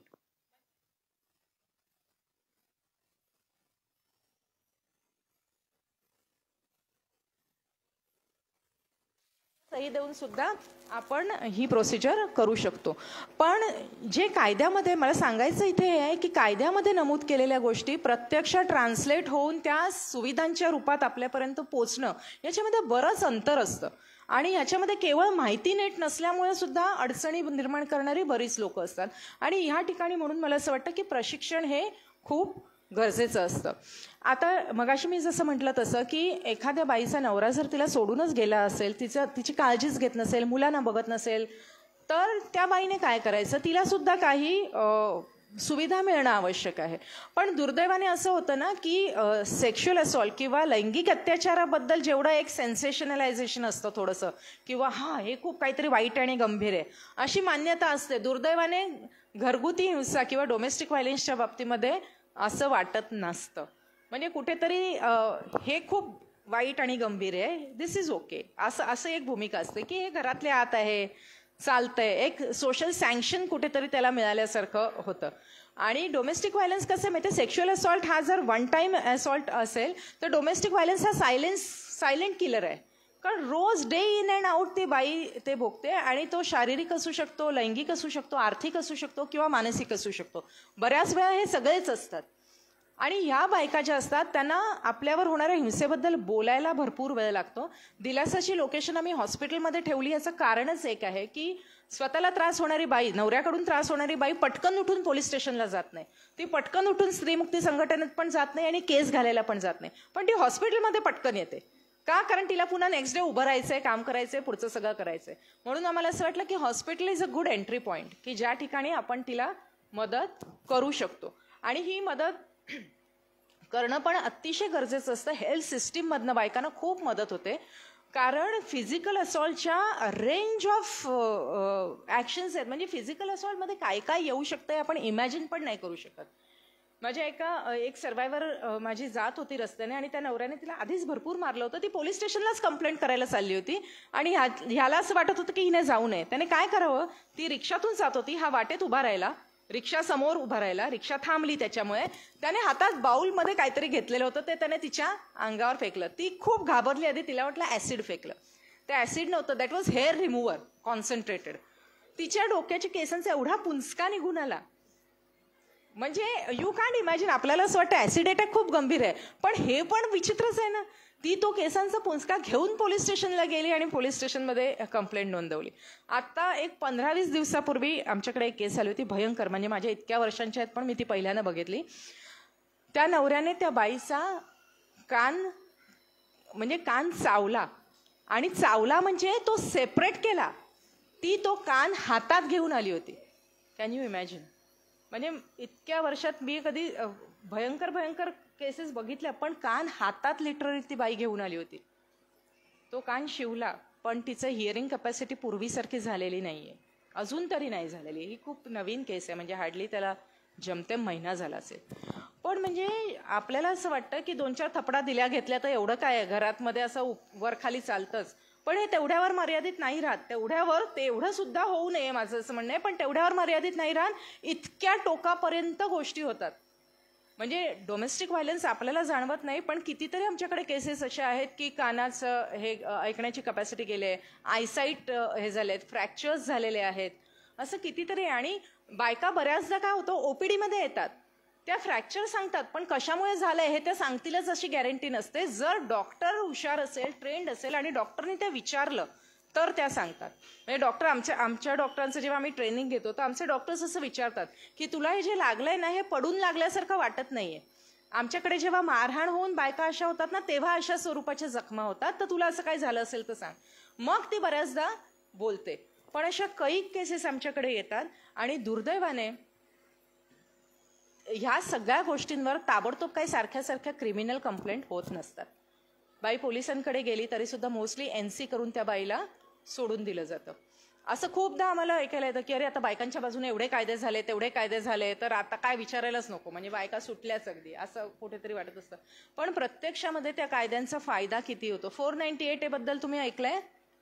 कधी ऐकलंय 498A बद्दल? हुंडा बळी जेव्हा होत होते तेव्हा हा कायदा आला आणि कोणत्याही प्रकारचं क्रौर्य जर त्या बाईबरोबर झालं असेल, छळवणूक झाली असेल, तर हा कायदा लागू होतो आणि त्याच्या अंतर्गत शिक्षा होते प्रॉपर. आमची एक केस होती, नवरा प्रचंड मारहाण करायचा नेहमी. त्या दिवशी पण त्याने तिला प्रचंड मारहाण केली आणि तो इतका संतापला होता कशावरून तरी की त्याने चक्क तिचा गळा कापला. आणि तो इथून इथे असा कट केला. ती बाई कोसळली, त्याला वाटलं ही मेली आणि तो पळून गेला. ओके, तो पळून गेला. शेजारच्या पाजारच्यानं कळलं, त्यांनी 100 नंबर डायल करून पोलिसांना बोलवलं. त्यांना वाटलं हा सापडेल म्हणून. तो सापडला नाही, तो गेला. मग तिला हॉस्पिटलमध्ये आणलं. तिचं प्रॉपर लकीली तिचं एअर पाईप आणि हे विंड पाईप आणि हे कट झालेलं नव्हतं, ती वाचली. ओके, आता ह्यावेळी पोलिसांनी प्रोएक्टिव्हली तिचं 498A लागू केलं, कारण केसच तशी होती. म्हणजे ती जिवंत कशी राहिली हेच आश्चर्य वाटत होतं. हे सगळं झाल्यानंतर सगळे प्रूफ, सगळे पुरावे असताना पण त्याला फक्त 6 महिनेच शिक्षा झाली. 6 महिने तो आत राहिला आणि सुटून बाहेर आला. म्हणजे आपल्याला जे वाटतं की आपल्या हातात कायद्याने एक चांगल्यापैकी हत्यार दिलेलं आहे, पण प्रत्यक्ष त्या हत्याराचा उपयोग कितपत होतो हा एक मोठा प्रश्न आहे. खास करून 498A बाबतीमध्ये कन्व्हिक्शन रेट जर आपण बघितला तो हार्डली 5 ते 7% एवढाच आहे. कारण बऱ्याचदा बायकांकडे पुरावे नसतात. पुरावे असले तरी ते प्रॉपर इंटरप्रिटेशन होतं असं नाही. आणि त्यामुळे कन्व्हिक्शन रेट हा 498A मध्ये अतिशय कमी आहे. दुसरं म्हणजे आत्तापर्यंतचे आपले जे काही कायदे होते ना, ते फक्त विवाहित स्त्रियांना लागू होत होते. मग तो 498 असू दे, मेंटेनन्स असू दे, मुलांची कस्टडी असू दे, सगळे फक्त विवाहित महिलांना लागू होणार होते. आता घरगुती हिंसा काय फक्त विवाहित महिलांवर होते का? बिलकुल नाहीये. ती आईवडिलांकडून मुलीवर पण होते, ती भावाकडून बहिणीवर पण होते. खास करून बहीण अविवाहित असेल, त्याच घरात राहणार, आता कुठेच जाणार नाही, असं भावाला कळलं तर त्याला तो प्रॉपर्टीतला शेअर नकोच असतो, हिस्सेदार नकोच असतो. त्यामुळे भावाकडून बहिणीवर सुद्धा होते. विधवा एखादी घरात राहणारी असेल तर बाकीच्यांकडून होते. त्यामुळे सगळ्या लिव्ह इन पार्टनरकडून होते, बॉयफ्रेंडकडून होते, सगळ्या लेवलवर ही घरगुती हिंसा होऊ शकते. त्यामुळे आतापर्यंतच्या कायद्यांमध्ये बऱ्याचशा बायका या कायद्याच्या कक्षेच्या बाहेरच राहायच्या, विवाहित नसल्यामुळे. आता जो डोमेस्टिक व्हायलन्स हा जो कायदा आलेला आहे, तर त्याच्या अंतर्गत मात्र या सगळ्या बायका इथे समाविष्ट होतात. आणि आम्ही दिलासामध्ये या बायकांना हेच सांगण्याचा प्रयत्न करतो की तुमच्या व्यथा आम्ही ऐकतोय आणि तुम्हाला मदत करायला आम्ही इथे उभे आहोत, तर ह्याचा फायदा घेऊन तुम्ही काही ना काहीतरी करा. या बायका जर तुम्ही बघितल्या तर आपल्याला ओळखू येत नाहीत. त्या त्यांच्या कामाच्या जागी खूप चांगलं करत असतात, निरनिराळ्या ऍक्टिव्हिटीजमध्ये भाग घेत असतात, व्यवस्थित नीटनेटक्या राहत असतात, ब्युटी पार्लरला व्हिजिट करत असतात, पिकनिकला जात असतात, सगळीकडे त्या एक्झेल करत असतात. त्यामुळे आपल्याला कळत नाही की डोमेस्टिक व्हायलन्स त्यांना होतोय. पण आपल्याला जेवढं वाटतं तेवढं त्याच्यापेक्षा ह्याचं प्रमाण हे कितीतरी जास्त आहे, जे आपल्याला कळत नाही. मात्र असं नाहीये की बायका फक्त या व्यथा सहन करत राहतात आयुष्यभर, असं नाही होत. तर त्यातल्या काही बायका आमच्याकडे आलेल्या अशा आहेत की ज्यांनी व्यथा आम्हाला सांगितल्या, पण पुढची कथा लिहायची सूत्र त्यांनी आपल्या हातात घेतली. म्हणजे त्यांनी असं ठरवलं की दिस इज इनफ. प्रत्येकाची एक टॉलरन्सची एक कमाल मर्यादा असते आणि ती गाठली गेल्यावर मग माणूस काही करायला तयार होतो. आर या पार अशी सिच्युएशन असते. तर अशा कितीतरी बायका आमच्याकडे आलेल्या आहेत की ज्यांनी ती सूत्र आपल्या हातात घेतलेत आणि आपलं आयुष्य आता नव्याने लिहायला सुरुवात केलेत. मी 2-3 केसेस दाखवते. माझी अशी इच्छा आहे ना की ऑलमोस्ट वेळ तर झालेली आहे. माझी अशी इच्छा आहे की थोड्याशा 2-3 केसेस सांगून मी माझे जे अनुभव आहेत ते मी थोडंसं थांबते. पण तुमच्याकडनं मला जे काही विचारायचं असेल, सांगायचं असेल तर ते थोडंसं इंटरॅक्टिव्ह जर आपण करू शकलो तर ते जास्त बरं होईल. तर मी 2-3 केसेस सांगते की ज्याच्यामध्ये खूप वाईट अवस्थेतून त्या खूप चांगल्या प्रकारे स्वतःचं आयुष्य त्यांनी सावरलं. एक माझ्याकडे अहमदनगरमधून वगैरे आलेली बाई होती आणि ती तिच्या लहान 7-8 वर्षाच्या मुलीला आणि एक 5 वर्षाच्या मुलाला असे दोघांना घेऊन आलेली होती. ती म्हणाली, मी आत्ता माझ्या एका नातेवाईकाकडे उतरले पण मी जास्त दिवस तिथे राहू शकत नाही, तर मला शेल्टर हवं. तर आम्ही म्हटलं ठीक आहे, तुझ्या मुलांसकट आम्ही तुझी संस्थेमध्ये सोय करू. म्हटलं काय झालं. तेव्हा तिने सांगितलं की तिचा नवरा अतिशय अब्युझिव्ह होता. तो नीटसं काम करायचा नाही, दारू प्यायचा आणि प्रचंड मारहाण करायचा. आणि प्रचंड मारहाण करण्याबरोबरच तो प्रचंड प्रमाणात लैंगिक अत्याचार करायचा. म्हणजे अगदी चटके देणं, मेणबत्तीने जाळणं इथपासून सगळे प्रकार तो करायचा. ते सगळे तिने सहन केले. ते सगळे तिने केवळ याच्यासाठी सहन केले की तिच्या माहेरची परिस्थिती अत्यंत गरीब होती. तिला तिथे आसरा मिळणं शक्य नव्हता म्हणून ती ते रेटत राहिली. म्हटलं मग तू 15-20 वर्ष तू हे सहन केलंस आणि मग आता काय झालं. आता तू कशी अचानक एवढं सगळं सोडून घरदार राहायला नसताना पण तू इथे कशी काय निघून आलीस. तर तेव्हा ती म्हणाली की मी सहन केलं, पण एका रात्री मला जाग आली तर माझा नवरा माझ्या मुलीच्या कपड्यांना हात लावत असलेला मला दिसला. आणि that was a turning point की तिला वाटलं माझं आयुष्य गेलं ठीक आहे, पण माझ्या मुलीचं हे नाही जाऊ शकत, ते मी होऊ देणार नाही. त्या क्षणी ती नेसत्या वस्त्रांशी म्हणतात तशी तिने 2 मुलांना घेतलं. मुंबईत जो नातेवाईक होतं त्यांना कळवलं की मी येते आणि ती इथे निघून आली. मग त्यावेळी आम्ही तिची शेल्टरमध्ये सोय केली. ती काही महिने शेल्टरमध्ये राहिली. तिला मुलांना स्वतःजवळच ठेवायचं होतं. आम्ही तिला भेटत राहिलो आणि तिला कन्व्हिन्स केलं की बघ काही काळासाठी तरी तू मुलांना संस्थेत ठेवशील तर तू काहीतरी करू शकशील. कारण मुलं फार लहान होती, त्यांना एकटं ठेवून काम करणं पण शक्य नव्हतं. मग ती तयार झाली. आम्ही बोललो, त्या मुलांना इन्स्टिट्यूशनलाइज केलं आणि मग सुरुवातीला हिने 24 तासाचं घरकाम घेतलं. तर त्याच्यामुळे तिचा पैसा सेव्ह व्हायचा, कारण खाणं पिणं सगळं तिथे तिचं होत होतं. मुलांचा खर्च संस्थेमधनं होत होता. आणि मग आम्ही तिला सांगत राहिलो की जेव्हा तुझी परिस्थिती सुधारेल ना तेव्हा तू मुलांना परत घे. आणि तिने तसं केलं. तिने पैसे साठवले. नंतर आम्ही तिला एक कमी खर्चामध्ये कोर्स कम्प्युटरचा, ती शिकलेली होती, ग्रॅज्युएट होती, कम्प्युटरचा कोर्स करायला दिला. तिला एका क्लिनिकमध्ये नोकरी लागली, रिसेप्शनिस्ट कम डेटा मेंटेन करण्याची. आणि मग तिने भाड्याने जागा घेऊन मुलांना संस्थेतून आणलं. त्याच्यानंतर ती आमच्याकडे अशा 5-6 बायकांना घेऊन आली की मला इथून मदत मिळाली, आता ती त्यांना मदत करते. असं करून ती 5-6 बायकांना आमच्याकडे घेऊन आली आणि तिचं आता व्यवस्थित चाललंय. दुसरी एक केस माझ्याकडे होती. ती आली तेव्हा ओक्साबोक्शी रडत आली. का तर तिने आधीच्या आपलं एक गिल्ट पण होता ना, आधीच्या नवऱ्याला सोडून तिने दुसरं लग्न केलं होतं प्रेमात पडून. तेव्हा माहेरचे सांगत होते की तू ह्याच्याशी करू नको, पहिला नवरा सोडणं बरोबर नाही. तिने ऐकलं नाही, त्यामुळे माहेरच्यांनी संबंध तोडून टाकले. आणि नंतर हा नवरा तिला मारहाण करायला लागला वगैरे, ते पण तिने सहन केलं. कारण आता कुठे जाणार, कारण एकतर नवऱ्याला सोडून ह्याच्याशी लग्न केलं म्हणून तिने ते सगळं सहन केलं. आणि नंतर त्याचं दुसरीकडे अफेअर झालं. दुसरीकडे अफेअर झाल्यावर हा तिला ठेवेच ना. ते दोघं भाड्याने राहत होते. तिची सासू एके ठिकाणी राहत होती, ते दोघं भाड्याने राहत होते. नंतर तो त्या घरातून निघूनच गेला आणि त्याने काय केलं, त्याने डिपॉझिट काढून घेतलं आणि भाडंही भरलं नाही. त्यामुळे घरमालक हिला ठेवायला तयार होईना आणि घरमालकाने असं खाली उभं राहून वर तिला शिव्या घालून वगैरे खूप तमाशा केला. आणि ती म्हणाली की मला आता जिन्यातून उतरायला पण लाज वाटते, इतकं झालंय माझं. आणि घरमालक राहायला तयार नाही. तो म्हणाला मी किती दिवस तुला राहायला देऊ, 2 महिने मी तुला एक्स्ट्रा राहायला देईन, पुढे काय, तर तू आत्ता काही पण कर आणि तू निघ. मग ती आमच्याकडे आली. तेव्हा म्हटलं बघ आता काय करशील तू. तर म्हणे नवऱ्याकडे जाईन परत वगैरे. म्हटलं तो तर तुला ठेवणारच नाही, ऑलरेडी त्याने तुला मारून बाहेर काढलेलं आहे आणि तो दुसरीकडे राहायला गेलाय स्वतः. म्हटलं बघ एकच उपाय आहे आता तुझ्याकडे, तू माहेरी जाऊ शकते का, नाही जाऊ शकत, तो रस्ता बंद आहे. तू पहिल्या नवऱ्याकडे जाऊ शकते का, नाही जाऊ शकत, शक्यच नाही म्हणजे ते काय. मग म्हटलं आता तुझ्याकडे एकच उपाय आहे, तू लग्न होऊन तुझ्या सासूच्या घरी गेलेलीस की नाही. तर म्हणे हो. म्हटलं मग तू तिथे जा. तर म्हणे मॅडम मी तिथे राहिलीच नाही कधी, आम्ही लगेच भाड्याने वेगळे झालो. म्हटलं बघ एक तर तू रस्त्यावर राहा किंवा तू त्या घरात जा किंवा संस्थेत राहा. म्हणजे संस्थेत मुलांना घेऊन मी नाही राहू शकत, त्यांची शाळा बंद होईल. मग म्हटलं तू त्या घरात जाऊन राहा, तू फक्त त्या घरात जा आणि मग आपण बघू तू कशी बाहेर नाही पडणार ते. मग आम्ही काय केलं, 8 दिवस त्या घरमालकाकडनं मागून घेतले. तिचे पूर्ण केस पेपर डोमेस्टिक व्हायलन्स ऍक्टच्या अंडर तयार केले, ज्याच्यामध्ये तिला राईट टू रेसिडेन्स, घरात राहण्याचा हक्क मिळू शकतो. पूर्ण पेपर तयार केले आणि तिला सांगितलं आता तू घरी राहायला जा. घरी राहायला गेल्यावर प्रचंड हिंसा, पूर्ण डोळा काळाने झालेला, गाल सुजलेला, भयंकर मारहाण झाली. ती परत रडत आमच्याकडे आली. आम्ही पोलिसांकडे पाठवलं, पोलिसांशी बोललो, पोलिसांनी थोडाफार सपोर्ट केला. म्हटलं तू हे 8 ते 10 दिवस तू काढलेस तर तू आत राहशील.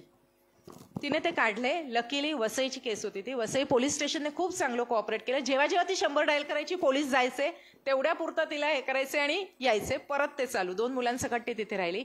8 दिवसानंतर मारहाण कमी झाली आणि नंतर 15-20 दिवसानंतर नवरा निघून गेला. नवरा त्याच घरात राहत होता, तो दुसरीकडे निघून गेला आणि मग सासू पण निघून गेली. मग ती जरा स्थिरावली. मग तिने घरकामं करायला सुरुवात केली. मग हळूहळू घरकामाच्या ठिकाणाहून मुलांची फी मिळायला लागली. एकदाच फक्त तिने माझ्याकडे मुलीची फी मागितली, मी तिला दिली आणि मी ती मदत म्हणून दिली होती. मला अपेक्षा नव्हती ती परत करेल. पण ती जवळजवळ 8-9 महिन्यांनी ते पैसे घेऊन परत आली की आता माझ्याकडे पैसे आहेत तर मी परत करते म्हणून.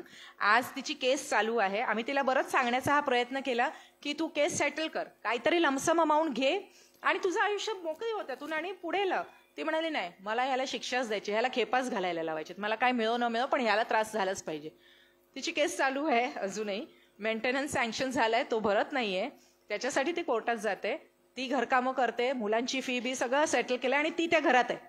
ती घरात आहे, सासू नवरा दोघंही घराच्या बाहेर आहेत, दुसरीकडे राहत आहेत. तर ही एक केस आहे जी अक्षरशः म्हणजे घरी परत कसं जायचं याचे बस नंबर आम्ही तिला लिहून देत होतो. ती आज एवढ्या सगळ्या गोष्टी स्वतःच्या स्वतः मॅनेज करते. तर हे तिने स्वतःचं आयुष्य स्वतःच्या हातात घेतलंय. दुसरी एकच माझी शेवटची केस सांगते मी, जिच्या अजून पण मी टचमध्ये आहे. जेव्हा मी जवळजवळ 20-25 वर्षापूर्वी मी जेव्हा ड्रग डिएडिक्शनमध्ये काम करत होते, तिथे ही आली होती ॲडमिट होऊन नशा सोडायची असं करून. बऱ्याचदा नशा सोडायला जे येतात ते वारंवार जातात येतात, म्हणजे एकदा सोडतात जातात परत सुरू करतात परत येतात, असंच चालू असतं चक्र. ही जेव्हा आली तेव्हा हिने मला, आम्ही त्यांचं सामान चेक करायचो कारण काही घेऊन येऊ नये बरोबर म्हणून, म्हणजे अगदी शिलाया तपासण्यापासून आम्ही सगळं तपासून त्यांना आत घ्यायचो. हिने मला असं दाखवलं, ये 2 कपडे जब मैं बाहर घूमने जाऊंगी तब ये अंदर के लिए, असं प्लॅनिंग करू ना. म्हटलं एवढं सगळं तू तयारी करून आली तर म्हणे फिर 1 महीना मैंने ऐसे ही थोडी लगाया यहाँ आने के लिए. आणि मी आले. तिने ते सगळं सोडलं बिडलं सगळं झालं आणि आमचं एकदा सेशन चाललं होतं. तर म्हटलं प्रत्येक जण सांगत होतं पुढे मी काय करणार आयुष्यात, पुढे मी काय करणार. हिने सांगितलं मैं शादी करूंगी. आणि सगळे तिला हसले की एक क्या गोल हो सकता है क्या शादी करना. तर म्हणे माझ्यासाठी हाच उद्देश आणि माझ्यासाठी हा फार महत्वाचा आहे, कारण ती वेश्या व्यवसायामध्येच होती आणि नशेबाज होती. तर तिचं म्हणणं की लग्न करून घर संसार चालवणं आणि टिकवणं हेच माझं उद्देश आहे आणि मला हेच करायचंय. आणि नंतर आमच्याकडेच एक एक्साडिक काउन्सिलर होता, त्याच्याबरोबर तिचं लग्न झालं. आम्हीच कन्यादान करून ते लग्न लावून दिलं. इथपर्यंत सगळं व्यवस्थित झालं. तिची पडती बाजू होती, तिने ते ऍडजस्ट पण करून घेतलं त्याच्याबरोबर. तो अतिशय मोठ्या फॅमिलीतला, चांगल्या घरातला होता, सो कॉल्ड जे काय सुसंस्कृत मोठं घराणं तशातला होता. ती प्रेग्नंट होती, मुलगी झाली तिला आणि त्याच्यानंतर आम्हाला कळलं की तिचा नवरा HIV पॉझिटिव्ह झालाय. आता हे आम्हाला माहिती होतं की जेव्हा आम्ही त्यांचं लग्न लावून दिलं तेव्हा तो HIV पॉझिटिव्ह नव्हता आणि नंतर झाला. याचाच अर्थ लग्नानंतर मग मी त्याच्याशी बोलले की काय झालं, तेव्हा त्याने हे कबूल केलं की ती प्रेग्नंट असताना तो कुठेतरी बाहेर गेलेला होता. म्हणजे जे सो कॉल्ड मोठं घराणं, सुशिक्षित, कल्चर्ड माणूस होता, तो धीर धरू शकला नाही, तो बाहेर गेला आणि त्याला रोग झाला. तिला हे कळलंही असेल, पण तिने फक्त एकदाच मला विचारलं, अरे वो टाइम पे तो वो पॉझिटिव्ह नहीं था, तो विंडो पिरियड में ही होगा ना हो. तर आता विंडो पिरियडमध्ये असण्याचा तसा काही प्रश्न नव्हता तेव्हा आणि त्याने कबूलच केलेलं होतं की जे काय झालंय ते नंतर. पण मी पण ते काही म्हणजे दूर करायचा प्रयत्न नाही केला. मी म्हटलं हा ऐसे ही कुछ हो सकता है. आणि ती अजूनही त्याच्याबरोबर राहते. तो काम करत नव्हता मध्ये बरीच वर्ष, तिने काम केलं, डबे पोचवले, ती त्याच्याबरोबर राहते. आज तिची मुलगी मोठी झाली, मुलगी नोकरी करते आणि तिने जो उद्देश ठरवला होता की मैं शादी करके घर बसाऊंगी, आज जवळजवळ 21 वर्ष तरी ती ते सगळं पाळते आणि व्यवस्थितपणे तिचा संसार तिने चालवलाय. तिने मला एकदा एवढंच सांगितलं होतं की एक दिन मैं जा रही थी ना, तो मुझे एक कोई वो लड़की जो उसके साथ थी वो दिखी आणि म्हणे एक वेळ असा होता ना, ती एकेका रात्रीमध्ये ती 8-8, 10-10 हजार कमवत होती आणि आज ती रस्त्यावर पडले. म्हणे मी एवढाच विचार केला की मी कधी अशी येता कामा नये आणि त्यासाठी तिने पूर्ण सवय एक सांगते मी, जेव्हा तुम्ही प्रॉस्टिट्यूशनमध्ये असता, जेव्हा तुम्ही खूप कमवत असता, ती लाईफस्टाईल बदलून कमी पैशामध्ये नवऱ्याबरोबर राहून संसार चालवणं हे जमीन आसमानाचा फरक असलेली गोष्ट आणि अत्यंत कठीण गोष्ट आहे. तिला लग्नाच्या आधी आम्ही एका ठिकाणी कामाला पाठवलं होतं, घरकामाला, जिने कधीच घरकाम केलेलं नव्हतं. तिने कायम पैसे कमावले होते जास्त मेहनत न करता. घरकामासाठी गेली, तिथे तिने काम केलं, चांगलं काम केलं आणि नंतर एकदा त्या मालकिणीची लिपस्टिक आणि काहीतरी हे हरवलं होतं आणि तिने असं इनडायरेक्टली तिला म्हटलं की तू घेतली आहेस का. त्या रात्री तिचा मला फोन आला की मैं इतना निच्चड़ काम कभी कर नहीं सकती, ऐसे कई सारे लिपस्टिक मैंने फेक दिए है, तर तू म्हणालीस म्हणून मी इथे कामाला आले होते, मी आत्ताच्या आत्ता इथून निघून चालली आहे. म्हटलं आत्ताच्या आत्ता जाऊ नकोस, रात्री फोन आला होता. म्हटलं आत्ताच्या आत्ता जाऊ नको, फक्त उद्या सकाळपर्यंत थांब, उद्या सकाळी निघ आणि सेंटरला परत ये. ती म्हणाली ठीक आहे, उद्या सकाळपर्यंत मी थांबेन. ती थांबली, सेंटरला परत आली, परत तिने घरकाम केलं नाही.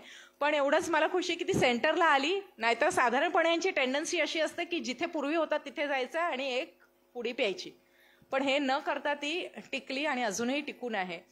तर मला असं वाटतं की हे शिवधनुष्य पेलण्यासारखं असतं या बायकांसाठी. खास करून जेव्हा सपोर्ट सिस्टीम नसेल ना तेव्हा हे खूप कठीण असतं, पण बायका ते करतात.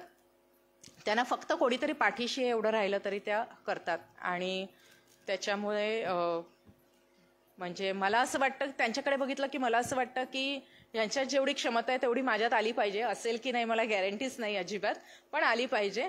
आणि दुसरं म्हणजे मला देवाचे खूप आभार मानायचे असे वाटतात की आपल्याला फार चांगलं आयुष्य आलेलं आहे. आपल्याला तक्रारी करायच्या अजिबात कारण नाही आहे आणि म्हणजे स्कोपच नाही आहे. इतकं चांगलं आयुष्य खरं म्हणजे आपल्या वाटायला आलं आहे.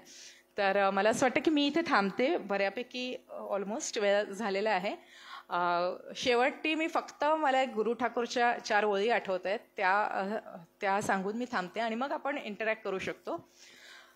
त्या ओळी अशा आहेत, सरस्वती भेटे जशी, सरस्वती भेटे जशी बहिणाबाईच्या ओवीमधून, सरस्वती भेटे जशी बहिणाबाईच्या ओवीमधून, गवसते दुर्गा तशी, गवसते दुर्गा तशी आवलीच्या शिवीतून, चंडिकेचे रूप असे पीडितेच्या अंगी संचरावे, पीडितेच्या अंगी संचरावे चंडिकेचे रूप असे, आणि झुंजायचे बळ स्त्रीला गर्भामध्येच मिळायला हवे. तर एवढंच सांगून मी थांबते. तुम्हाला काहीही प्रश्न असतील, काही अनुभव शेअर करायचे असतील, काही सांगायचं असेल तर तुम्ही सांगू शकता, विचारू शकता.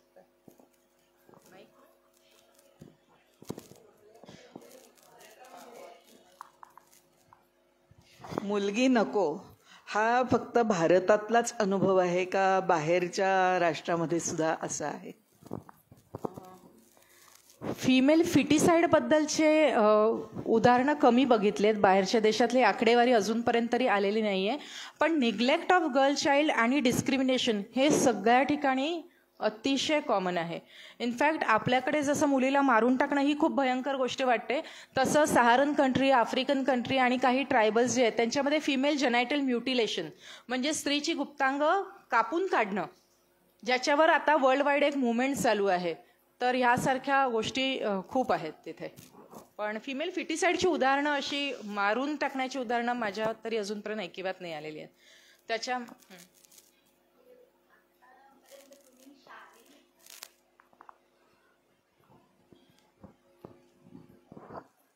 आत्तापर्यंत तुम्ही शारीरिक हिंसाचाराबद्दल बरंच सांगितलं, म्हणजे रादर ते सगळं सांगितलं. पण मानसिक हिंसाचार हा पण स्त्रियांच्या वाट्याला, आणि नुसतं नवऱ्याकडून सासूकडून असं नाही, तर आजच्या काळामध्ये पुढच्या पिढीकडून हा जो वाट्याला येतो त्याच्याबद्दल थोडं सांगा. अशा केसेस बघितल्यात का तुम्ही? इनफॅक्ट जिथे जिथे शारीरिक हिंसा आहे तिथे तिथे मानसिक हिंसा ही असतेच. मानसिक हिंसा आहे तिथे कदाचित शारीरिक हिंसा नाही असं होऊ शकतं, पण शारीरिक हिंसा असते तिथे मानसिक हिंसा ही असतेच. आणि शारीरिक हिंसेचे घाव लवकर भरतात, पण मानसिक हिंसेमध्ये जे होतं ना ते भरत नाही पटकन. इनफॅक्ट डोमेस्टिक व्हायलन्सचा सगळ्यात एक काळी बाजू जर असेल तर ती हीच आहे की दिवस रात्र तुम्हाला जे मानसिकदृष्ट्या तुमचं खच्चीकरण होतं ना, त्याने अशा बायका आहेत की ज्या त्यांचा आत्मविश्वासच हरवून बसतात. म्हणजे फॉर एक्झाम्पल जर सांगायचं झालं तर एखादा नवरा जर दिवस रात्र तू मूर्ख आहेस, तू अशीच आहेस, तू काळी आहेस, तुला नवऱ्याला सांभाळता येत नाही, हे जर वर्षानुवर्ष सगळ्यांकडून तिला हा मेसेज मिळत असेल तर कालांतराने असं होतं की ती स्वतः पण याच गोष्टीवर विश्वास ठेवायला लागते की I am good for nothing, माझ्याच्याने हे होत नाही, जे काय होतंय त्या चुकी माझीच आहे. आणि हे जे तिची काय म्हणतात स्वतःची म्हणजे स्वप्रतिमा तिची जी डागाळते, सेल्फ इमेज जी तिची लो होते, त्यातून बाहेर पडणं हे सगळ्यात कठीण असतं. आणि एकदा बाईला ते जमलं ना की तिला फार कमी मदतीची गरज लागते, मग बऱ्याचशा गोष्टी ती स्वतः करायला लागते. आणि कसं असतं की लहानपणापासून जर तिला हे शिकवलं गेलं असेल की तू सहन करायचंय, तू थोडी म्हणजे तू थोडी दुय्यम आहेस, आणि मग अशा वेळी जेव्हा वय वाढत जातं तेव्हा या गोष्टी जास्त तीव्रतेने जाणवायला लागतात. म्हणजे कशा प्रकारे मानसिक हिंसा होते तर कुठच्याही गोष्टीत तिला गृहीतच न धरणं. म्हणजे असं एक साधं उदाहरण सांगते की ती बाई तिथे बसलीये, ओके, घरातले सगळे तिथे बसलेत, घरातले सगळे गप्पा मारतायत, हसतायत, खेळतायत, एकमेकांशी बोलतायत, पण तिच्याशी कोणी बोलत नाही. तिने बोलण्याचा प्रयत्न केला तर त्यावर प्रतिक्रिया म्हणजे जसं आपल्या कानावर ते पडलंच नाहीये अशा स्वरूपाने वागतात. इमॅजिन करून बघा, सतत जेव्हा असं होत असेल तेव्हा त्या बाईला पावलोपावली हे सांगितलं जातं किंवा जाणवून दिलं जातं की यू आर नोबडी, तू नाहीच आहेस आमच्यासाठी. आणि ह्याचा जो परिणाम होतो ना, यातून सावरणं स्त्रीला खूप कठीण असतं. वय वाढत जातं, शारीरिक आजार व्हायला लागतात, त्याची वेळच्या वेळी काळजी न घेणं हे सुद्धा बऱ्याचदा केलं जातं, हे दाखवून देण्याचं की तुझी जागाच नाही आमच्यात, आमच्या बजेटमध्ये तू नाहीस, आमच्या सोशलायझेशनमध्ये तू नाहीस, आमच्या गप्पांमध्ये तू नाहीस. आणि हे तू नसणं किंवा तुझं असणं नाकारणं याचा सगळ्यात जास्त खूप त्रास होतो. एक माझ्याकडे केस होती, तिला शारीरिक त्रास अजिबात नव्हता, मारहाण नाही, काही नाही, काही नाही, पण घरातले सगळे म्हणजे एखादी घाण वस्तू किंवा एखाद्या कचऱ्याच्या डब्याच्या बाजूने जाताना आपण कसं करू, घाण येते म्हणून, ते तिच्या बाजूने जाताना तिच्याबरोबर बसताना सतत असं करायचे की ही कोणीतरी घाण वस्तू आहे, हिच्या अंगाला घाण वास येतोय आणि म्हणून ही आमच्याजवळ नको. म्हणजे ती बाजूला बसली तर पटकन उठून जाणार आणि दुसरं करणार.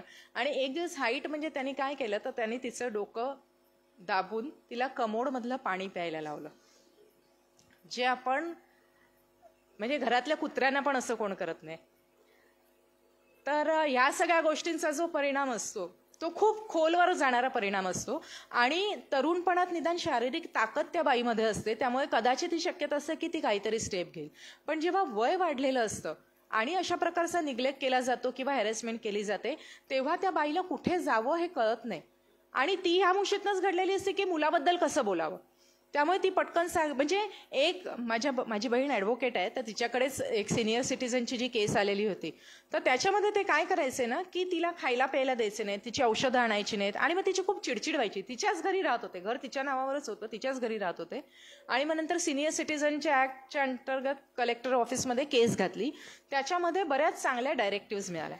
तर त्याच्यानंतर काय करायचे मी ते हे पूर्ण भरलेलं ताट तिच्या पुढे ठेवायचे, त्याचा फोटो काढायचे आणि ताट काढून घ्यायचे.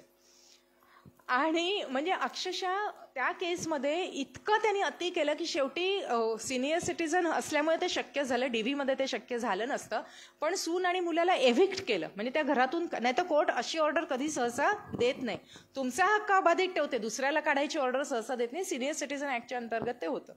तर हे असं आपल्याला करावं लागलं. आमच्याकडे कितीतरी बायका अशा सुद्धा आहेत की ज्यांना शारीरिक हिंसेमुळे किंवा जो मानसिक त्रास दिला गेला त्याच्यामुळे मेंटल इलनेसेस झालेले आहेत. म्हणजे दोन्ही गोष्टी होतात, एकतर मानसिक आजार असेल तर हिंसा सुरू होते, आणि हिंसा दीर्घकाळ राहिल्यामुळे मानसिक आजार होतात, हे पण आहे. तर आम्ही असंही सांगतो की तुम्ही बऱ्याचदा कसं असतं, हिंसा सहन झाली ना की काही ना काही लक्षणं दिसतात. हां, म्हणजे काय होतं तर त्या बाईला बोलायला चान्स मिळतो तेव्हा ती खूप बडबडते, आणि मग ते म्हणते बघा इथेच आमच्याकडे असं जॉईंट मिटिंगला नवरे असं सांगतात, पण इथेच एवढी बडबडते, बघा घरी काय करत असेल. प्रत्यक्षात असं नसतं, इथे ती सेफ असते म्हणून ती बोलण्याची संधी मिळाल्यावर बडबड करून घेत असते. पण नवरे असंच सांगतात की बघा ही अशी वेड्यासारखी बडबडत असते म्हणूनही असं होतं, ती नीट राहिली तर कशाला कोण काय करेल. तर तो हिंसेचा परिणाम असतो तो, त्यामुळे दिसणारी लक्षणं असतात. दरवेळी मेंटल इलनेस असतोच असं पण नाही. तर मेंटल इलनेसचं लेबल लावताना फार काळजी घ्यावी लागते आपल्याला, नाही तर नवरा ते घेऊन जातो कोर्टात आणि सांगतो ही वेडी आहे, मला डिवोर्स पाहिजे. तर त्याच्यामुळे त्याचा पण आपल्याला एक बॅलन्स ठेवावा लागतो की मेडिकल केअर तिला मिळाली पाहिजे, पण त्याचा दुरुपयोग करण्याची शक्यता कमी झाली पाहिजे. म्हणून जी मानसिक तिच्यावर जे आघात होतात ना, त्याच्यासाठी सेल्फ हेल्प ग्रुपचा खूप फायदा होतो. म्हणजे तिच्यासारख्या ज्या ह्या अनुभवातनं गेलेल्या बायका असतील त्यांच्या मंथली मीटिंग, जसं आवाज निस्वान म्हणून एक खूप चांगली संस्था आहे, ती अशा किंवा स्त्रीमुक्ती संघटना, इथे अशा प्रकारच्या मीटिंग्स घेतल्या जातात. बायका त्याला जायला मागत नाहीत, कारण जेव्हा त्या वेगळ्या होतात ना तेव्हा त्या पोटापाण्याच्या मागे लागतात की घर घ्यायचंय, काम बघायचंय, मुलांची शाळा, बऱ्याच गोष्टी मॅनेज करतात, म्हणून फार कमी जणी त्या मीटिंगनं जातात. पण तसं जर गेलं तर त्यांना एक चांगल्या प्रकारचा सपोर्ट ग्रुप होतो आणि मग त्यांना त्यातून बाहेर पडणं थोडंसं सोपं होतं.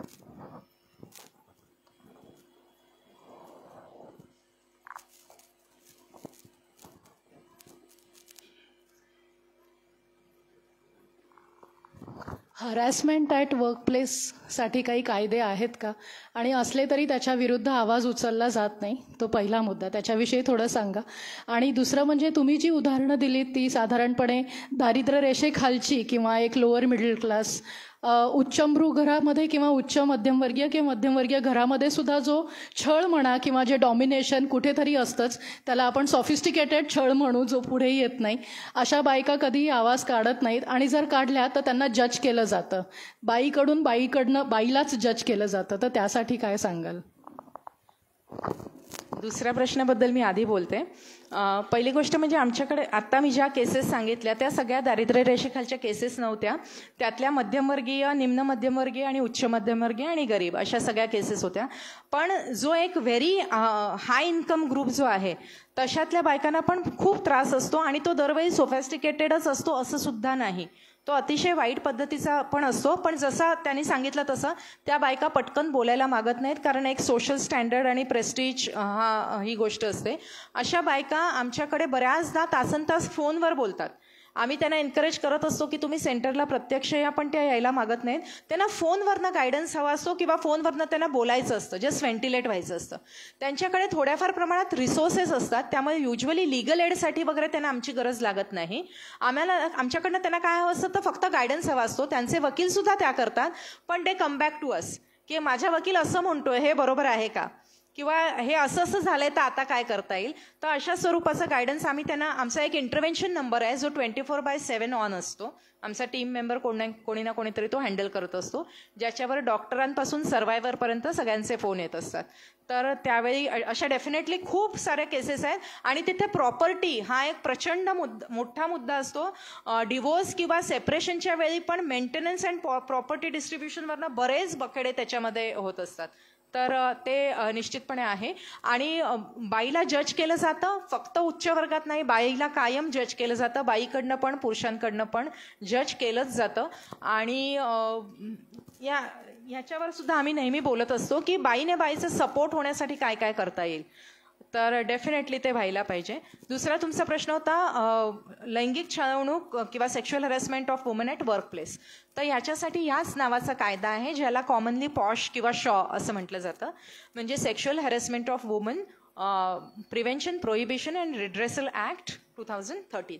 या कायद्याच्या अंतर्गत खूप चांगली सोय केलेली. हा एकच असा कायदा आहे ज्याची अंमलबजावणी कोर्टात न होता कामाच्या ठिकाणी केली जाते.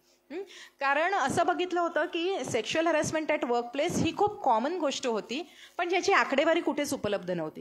कारण बायका याची तक्रार करायला जायच्या नाहीत, तर त्या काय करायच्या, आयदर प्रमोशन नाकारायच्या, बदली करून घ्यायच्या किंवा नोकरी सोडून द्यायच्या. त्यामुळे डेटा उपलब्ध नव्हता. आणि मग तुम्हाला कदाचित आयडिया असेल की भौरी देवीच्या केसमध्ये ज्या भौरी देवीवर जेव्हा गँगरेप झाला तेव्हा ती सरकारी नोकर होती ना, ती काम करत होती आशा वर्करसारखं, आणि त्यावेळी हे झालं. त्यामुळे विशाखा संस्थेने पहिल्यांदा मुद्दा आणला की ही कामाच्या ठिकाणी झालेली लैंगिक छळवणूक आहे आणि त्याच्याबद्दल त्या दृष्टिकोनातून बघितलं गेलं पाहिजे. आणि त्याच्यानंतर हा कायदा आला. तर या कायद्याच्या अंतर्गत असं आहे की प्रत्येक आस्थापनेमध्ये, प्रत्येक ऑफिस, प्रत्येक एस्टॅब्लिशमेंटमध्ये एक कमिटी असायला पाहिजे, जी कमिटी अशा स्वरूपाच्या तक्रारींची दखल घेईल. फक्त तक्रारींची दखल घेईल असं नाही, तर तक्रारी नसताना या कायद्याबद्दल सगळ्या एम्प्लॉईंना प्रशिक्षण देईल आणि कामाच्या ठिकाणाची जी जागा आहे ती स्त्री कर्मचाऱ्यांना काम करायला पोषक अशी ठेवली जाईल, हे बघणं सुद्धा त्या समितीचं काम आहे. या समितीची अध्यक्ष जी आहे ती कायम स्त्री असली पाहिजे आणि 50% स्त्रिया असल्या पाहिजेत त्याच्या सदस्य जे आहेत ते. आणि याच्याखेरीज त्याच्यावर एक NGO प्रतिनिधी किंवा बायकांच्या मुद्द्यावर काम करणारा एक एक्सपर्ट कोणतरी तिथे असणं गरजेचं आहे. जेव्हा जेव्हा कधी केस हँडल करावी लागेल कमिटीला, तेव्हा NGO मेंबर प्रेझेंट असणं गरजेचं आहे. याचं कारण म्हणजे बाकी सगळे एम्प्लॉई आहेत, त्यामुळे समजा आपल्याच एखाद्या एम्प्लॉई विरुद्ध केस म्हणजे इन्व्हेस्टिगेशन करायचं झालं तर कदाचित ते बायस होऊ शकतील, ते होऊ नयेत म्हणून हा NGO मेंबर असणं आवश्यक आहे. याच्या अंतर्गत बऱ्याच केसेस येतात. आस्थापना राजी नसतात हा कायदा राबवायला पटकन किंवा ICC करायला. काही ठिकाणी ICC केलेलाच नाही आहेत, काही ठिकाणी केलेत तर NGO मेंबर ठेवलेले नाही आहेत. अशा बरेच फ्लॉज त्याच्यामध्ये आहेत. पण with all these flaws also बऱ्याच कंपनी अशा आहेत जिथे आम्ही जातो, आम्ही ट्रेनिंग घ्यायला पण जातो, NGO मेंबर म्हणून पण आम्ही जातो. तर बऱ्याच कंपन्या अशा आता आहेत की ज्या हे सिरियसली घ्यायला लागले.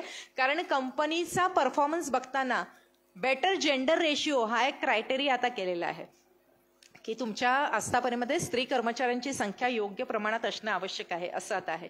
त्याच्यामुळे कंपन्या थोडंफार हे सिरियसली घ्यायला घेतलंय. काही ठिकाणी आमचा अनुभव असा आहे की आधी एकही केस नसते, ट्रेनिंग घेतल्यानंतर केसेस यायला लागतात कारण त्यांना माहिती मिळते म्हणून. तर होपफुली पुढे होईल अजून हे असं. एक उदाहरण म्हणून एखादा मनुष्य ज्यावेळी बँकेत काम करत असतो त्यावेळी दिवसभर त्याला वातावरण चांगलं असतं, त्रास होण्यासारखं काही नसतं, त्यामुळे घरी गेल्यावरती तो फ्रेश घरी जातो.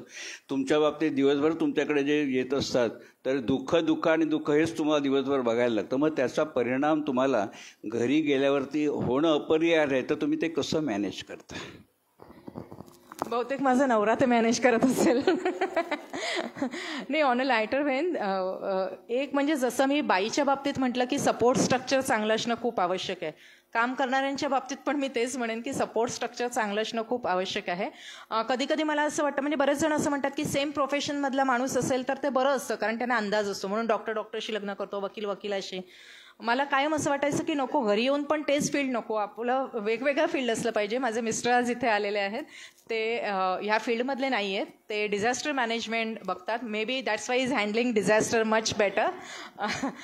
तर हो, सुरुवातीला असं थोडं त्रास व्हायचा की तेच गोष्टी डोक्यात आपल्या फिरत राहतात असं. आणि मला तसं जाणवलं पण नव्हतं की मी हा विचार करते, पण मला अशा खूप ॲसिडिटी होते, खूप हे होते, अशा बारीक सारीक कंप्लेंट्स होत होत्या. आणि मी एका आयुर्वेदिक डॉक्टरांकडे गेले होते की हे सारखं सारखं होतंय, तर चला, माझी बहीण जात होती, मी पण गेले.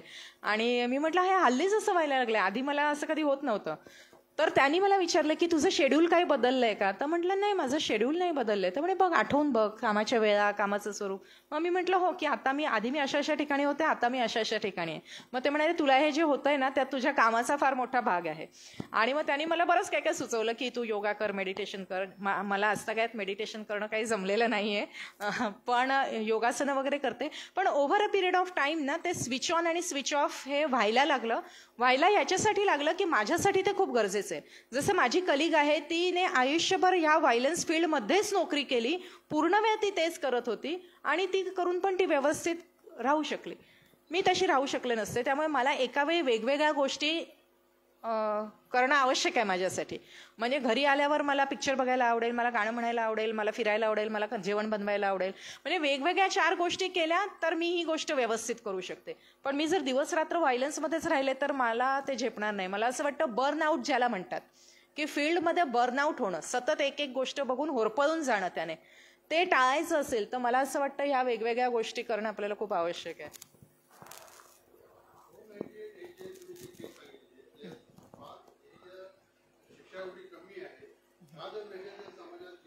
हो ना, अर्थ जवळजवळ आता म्हटलं तर राहिलाच नाहीये फारसा. कारण आता कसं असतं, एक आमच्या काय लक्षात आलं की जेव्हा खूप जास्त क्रुएल्टी असेल तेव्हा त्याला शिक्षा व्हावी असं वाटणं हे साहजिक आहे. ओके, पण त्याला जेव्हा शिक्षा होते ना तेव्हा तिला काही रिलीफ मिळत नाही. आपल्याकडे 2 वेगवेगळ्या सिस्टीम आहे. एक तर क्रिमिनल सिस्टीम ज्याच्यामध्ये शिक्षा होते, 498 आहे त्याच्यात जातं. दुसरी आहे सिव्हिल रेमेडी. सिव्हिल रेमेडीमध्ये त्याला शिक्षा होत नाही, तिला तिचे हक्क मिळतात. मग एकंदर अनुभवात ना आम्हाला सुद्धा असं वाटतं की तिने तिची जी लिमिटेड रिसोर्सेस आहेत ते त्याला शिक्षा देण्यावर घालवण्याऐवजी स्वतःचं आयुष्य रिबिल्ड करायला वापरावेत. त्यामुळे बऱ्याचदा आम्ही सुद्धा 498A कराच असं त्यांच्या मागे लागत नाही. त्याच्याऐवजी आम्ही त्यांना DV करा, रेसिडेन्स घ्या, मेंटेनन्स घ्या, ते इम्प्लिमेंट कसं होईल ते बघा, याच्यासाठी मदत करतो. दुसरं म्हणजे आपली लिगल सिस्टीम एवढी स्लो आणि पेनफुल आहे ना, की आम्ही सांगतो की लिगल रेमेडीवर पूर्ण अवलंबून कधीच राहू नका. ती साईड बाय साईड राहू दे. म्हणजे रिबिल्डिंग युअर ओन लाईफ हे वेगवेगळ्या प्रकारे करता येतं. लिगल रेमेडी हा एक भाग झाला, तर त्याच्यावर पण फोकस करावं लागतं. 498A हल्ली फार कमी वेळा वापरलं जातं. पोलीस पण रिलक्टंट असतात. 498A लॉन्च करणं सोपी गोष्टच नाही. त्यांच्या फार डोक्यावर बसावं लागतं, तेव्हा ते करतात. मध्ये मध्ये पोलिसांनीच स्वतः काढलेलं की प्रायमरी इन्क्वायरी करून मगच आम्ही ते लॉन्च करणार. म्हणजे 498A घातलं तरी त्याला अटक करणं अपेक्षित आहे, अटक करत नाहीत. त्यामुळे 498A is a very Dicey thing. पण तेवढीच क्रुएल्टी जर असेल तर आम्ही इन्सिस्ट करतो मात्र की 498A घालायला पाहिजे. पण ॲक्विटल रेट अतिशय कमी आहे. 7 वर्षापर्यंत सहज शिक्षा होण्याची तरतूद त्या कायद्यात आहे, पण फार कमी वेळा होतं. बऱ्याचदा तर सुटतात. या केसमध्ये 6 महिने तरी झाली. बऱ्याचदा ते असेच सुटून जातात, ॲक्विटल होतात.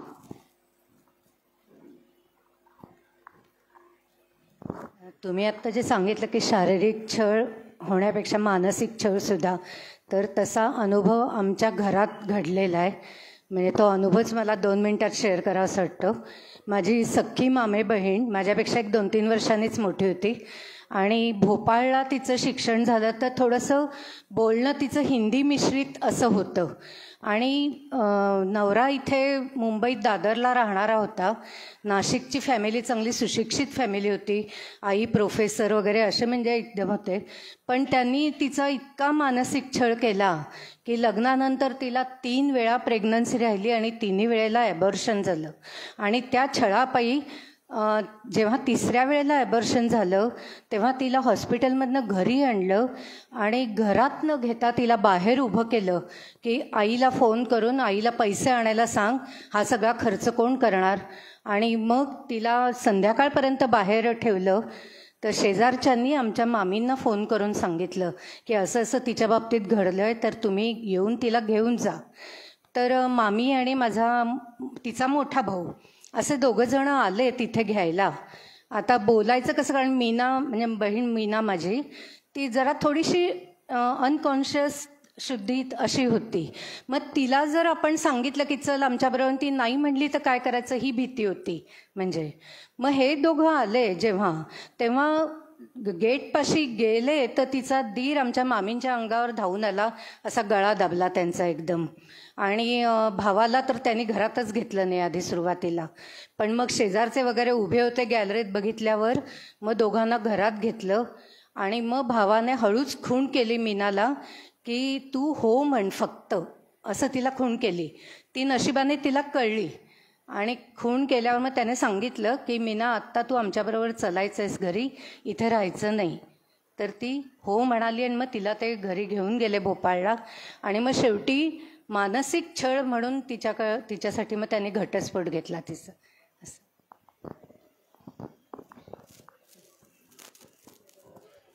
इथे नशिबाने ती हो म्हणू शकली आणि ती गेली. नाहीतर कधी कधी असं असतं की त्या हो म्हणतही नाहीत.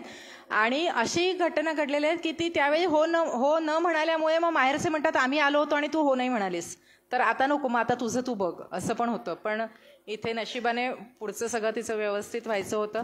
म्हणजे लग्न टिकवण्यासाठी म्हणून बरंच काही केलं जातं, पण शेवटी प्रायोरिटी आपण आपल्या ठरवाव्या लागतात की महत्त्वाचं जीव आहे की लग्न आहे. ज्या लग्नात काही अर्थच नसेल तर ते टिकवून पण काय करणार, असा पण कुठेतरी प्रश्न पडतो ना.